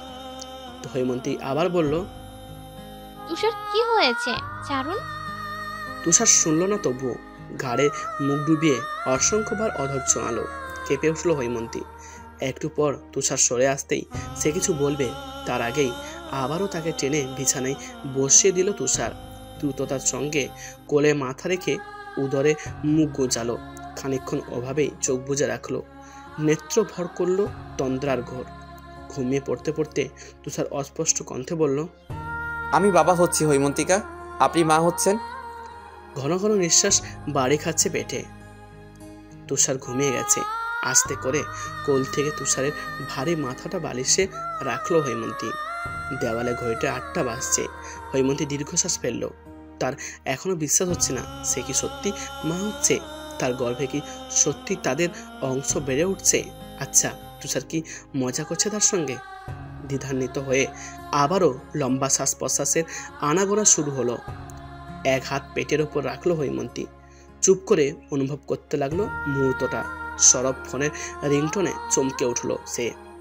তুষারের ফোনের রিংটোন এটা, কিন্তু ওর ফোনটা কোথায়? এদিক ওদিক তল্লাশি জারি করে তুষারের প্যান্টের পকেটের থেকে উদ্ধার হলো ফোনটা। স্ক্রিনে বড় হাতে ইংরেজি অক্ষরে শ্বশুর বাবা লেখা। হৈমন্তী ভ্রু কুঁচকে সেদিকে তাকালো। শ্বশুর বাবা কে? তার বাবা? কিন্তু এটা কিভাবে সম্ভব? আশরাফ সাহেব তুষারকে কেন ফোন দেবেন? ভাবনার অকুল পাথারেই কল কেটে গেল। 2 সেকেন্ড বাদ আবার বেজে উঠল ফোনটা। হৈমন্তী এবার আর কাল বিলম্ব করলো না। সঙ্গে সঙ্গে রিসিভ করে চুপচাপ রইল। ওপাশ থেকে আশরাফ সাহেব থমথমে গলায় প্রথমেই বললেন, হ্যালো তুষার, আমার মেয়ে রিপোর্ট কি নিয়ে এসেছে? তুমি কি এসেছ? গুরুতর কি কিছু হয়েছে? আর বাবার কণ্ঠ শুনে হৈমন্তী বিহল, বিমূঢ়, গলা কাঁপছে। চোখে জলেরা এসে ভিড় জমাচ্ছে জড়সড় ভাবে। কান্না আটকাতে চাইল হৈমন্তী। বলল, বাবা, আমি হৈমন্তী। ওপাশ হতে চুপ হয়ে গেলেন আশরাফ সাহেব। কিছুক্ষণ পর সিক্ত কণ্ঠে বললেন, কেমন আছিস মা? এই অধম বাপকে কি একটাবারও মনে পড়েনি তোর? একবার ফোন দিসনি কেন? আশরাফ সাহেব দেখবেন না তা জেনেও অপর পাশ থেকে জড়ো জড়ো মাথা নাড়ালো হৈমন্তী। সশব্দে কেঁদে উঠল। বারবার বলতে লাগলো, আমি তোমার কাছে যাব বাবা, আমাকে নিয়ে যাও। কান্নার শব্দে জেগে উঠল তুষার। ডান হাতে চোখ কচলে হৈমন্তীর দিকে তাকালো। হৈমন্তী কাঁদতে দেখে তড়িং গতিতে উঠে বসলো সে। কোমল স্বরে প্রশ্ন করলো, কাঁদছেন কেন হৈমন্তিকা? পেটে ব্যথা হচ্ছে? খারাপ লাগছে? বাবা, বাবা বলে অস্পষ্ট ডাক আওড়াতে লাগলো হৈমন্তী। তুষার তার থেকে ফোনটা কেড়ে নিল। স্ক্রিনে একবার তাকে শান্ত গলায় বলল, আমি আপনাকে পরে ফোন করছি আব্বু, ও কাঁদছে তো। কল কেটে ফোন সাইডে রাখলো তুষার। হৈমন্তী তখনও কাঁদছে। এগিয়ে গিয়ে তাকে বুকে চেপে ধরলো সে। মোলায়েম স্বরে বলল, আপনি খুব পাষাণ তুষার মানব, খুব নিষ্ঠুর। বাবার সঙ্গে আপনার কথা হয়, আমাকে জানাননি কেন? এমনি এমনি জানাবো নাকি? পুরো 1 মাস খাটতে হয়েছে আমাকে। তারপর যে আপনার হিটলার বাবা মেনেছেন, তাই সারপ্রাইজ দিতে চেয়েছিলাম। হৈমন্তীর বুকে আলতো চড় দিয়ে বলল, আমার বাবা মোটেও হিটলার না। জবাবে হাসতে লাগলো তুষার। পরেক্ষণেই কি ভেবে হৈমন্তীকে নিজ বুক হতে সরিয়ে সোজা হয়ে বসালো। আলমারির দিকে এগিয়ে গেল ব্যস্ত পায়ে। হৈমন্তী দুহাতে চোখের পানি মুছে জিজ্ঞাসু দৃষ্টিতে তাকে দেখছে তুষারের কাণ্ড। তুষার আসলে চাইছেটা কি? সেদিনে সিঁদুরের রঙা শাড়িটি নিয়ে সামনে এসে দাঁড়ালো তুষার। ব্যস্ত অথচ স্বাভাবিক স্বরে বলল, শাড়িটা পরে নিন হৈমন্তিকা, উঠুন। হৈমন্তী অবাক হলো। এখন এ শাড়ি কেন? তুষার তখন স্নিগ্ধ চোখে তাকালো। আপনাকে লাল শাড়ি পরিয়ে মুগ্ধ হয়ে তাকিয়ে থাকার কথা দিয়েছিলাম হৈমন্তিকা।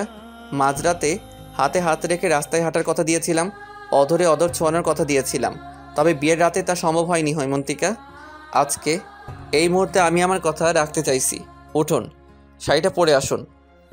নির্জন নিস্তব্ধ রাত, কোথাও কেউ নেই, কাকপক্ষীরাও অদৃশ্য। মাঝে মাঝে বাতাসে ঝোপঝাপ নড়ে উঠেছে, পাতা ঝরে পড়েছে ডাল হতে। এক ধরনের শিরশির আওয়াজ কানে এসে বাজছে।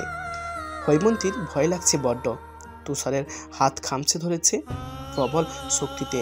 তুষার তাকালো, নরম গলায় প্রশ্ন করলো, ভয় লাগছে হৈমন্তিকা? হৈমন্তী মাথা নাড়ালো, অর্থাৎ লাগছে। তবে চলুন ফিরে যাই। আমার ভালো লাগছে। মিনমিনিয়ে বলা কথাটা শুনে হেসে দিল তুষার। হঠাৎ হাঁটু গেড়ে বসে পড়ল হৈমন্তীর পেটের কাছে। হৈমন্তী হক চকালো, ভড়কে যাওয়া নয়নে পিট পিট করে দেখতে লাগলো তুষারকে। তুষার শাড়ির আঁচল সরিয়ে উদরে চুমু খেলো, অধরের স্পর্শ স্থির রাখলো দীর্ঘক্ষণ। তার পেটের ঠিক মধ্যিখানে কপাল ঠেকিয়ে কাঁপা স্বরে বলল, আমার পৃথিবীকে সুন্দরের চেয়েও সুন্দর বানানোর জন্য আপনাকে ধন্যবাদ হৈমন্তিকা।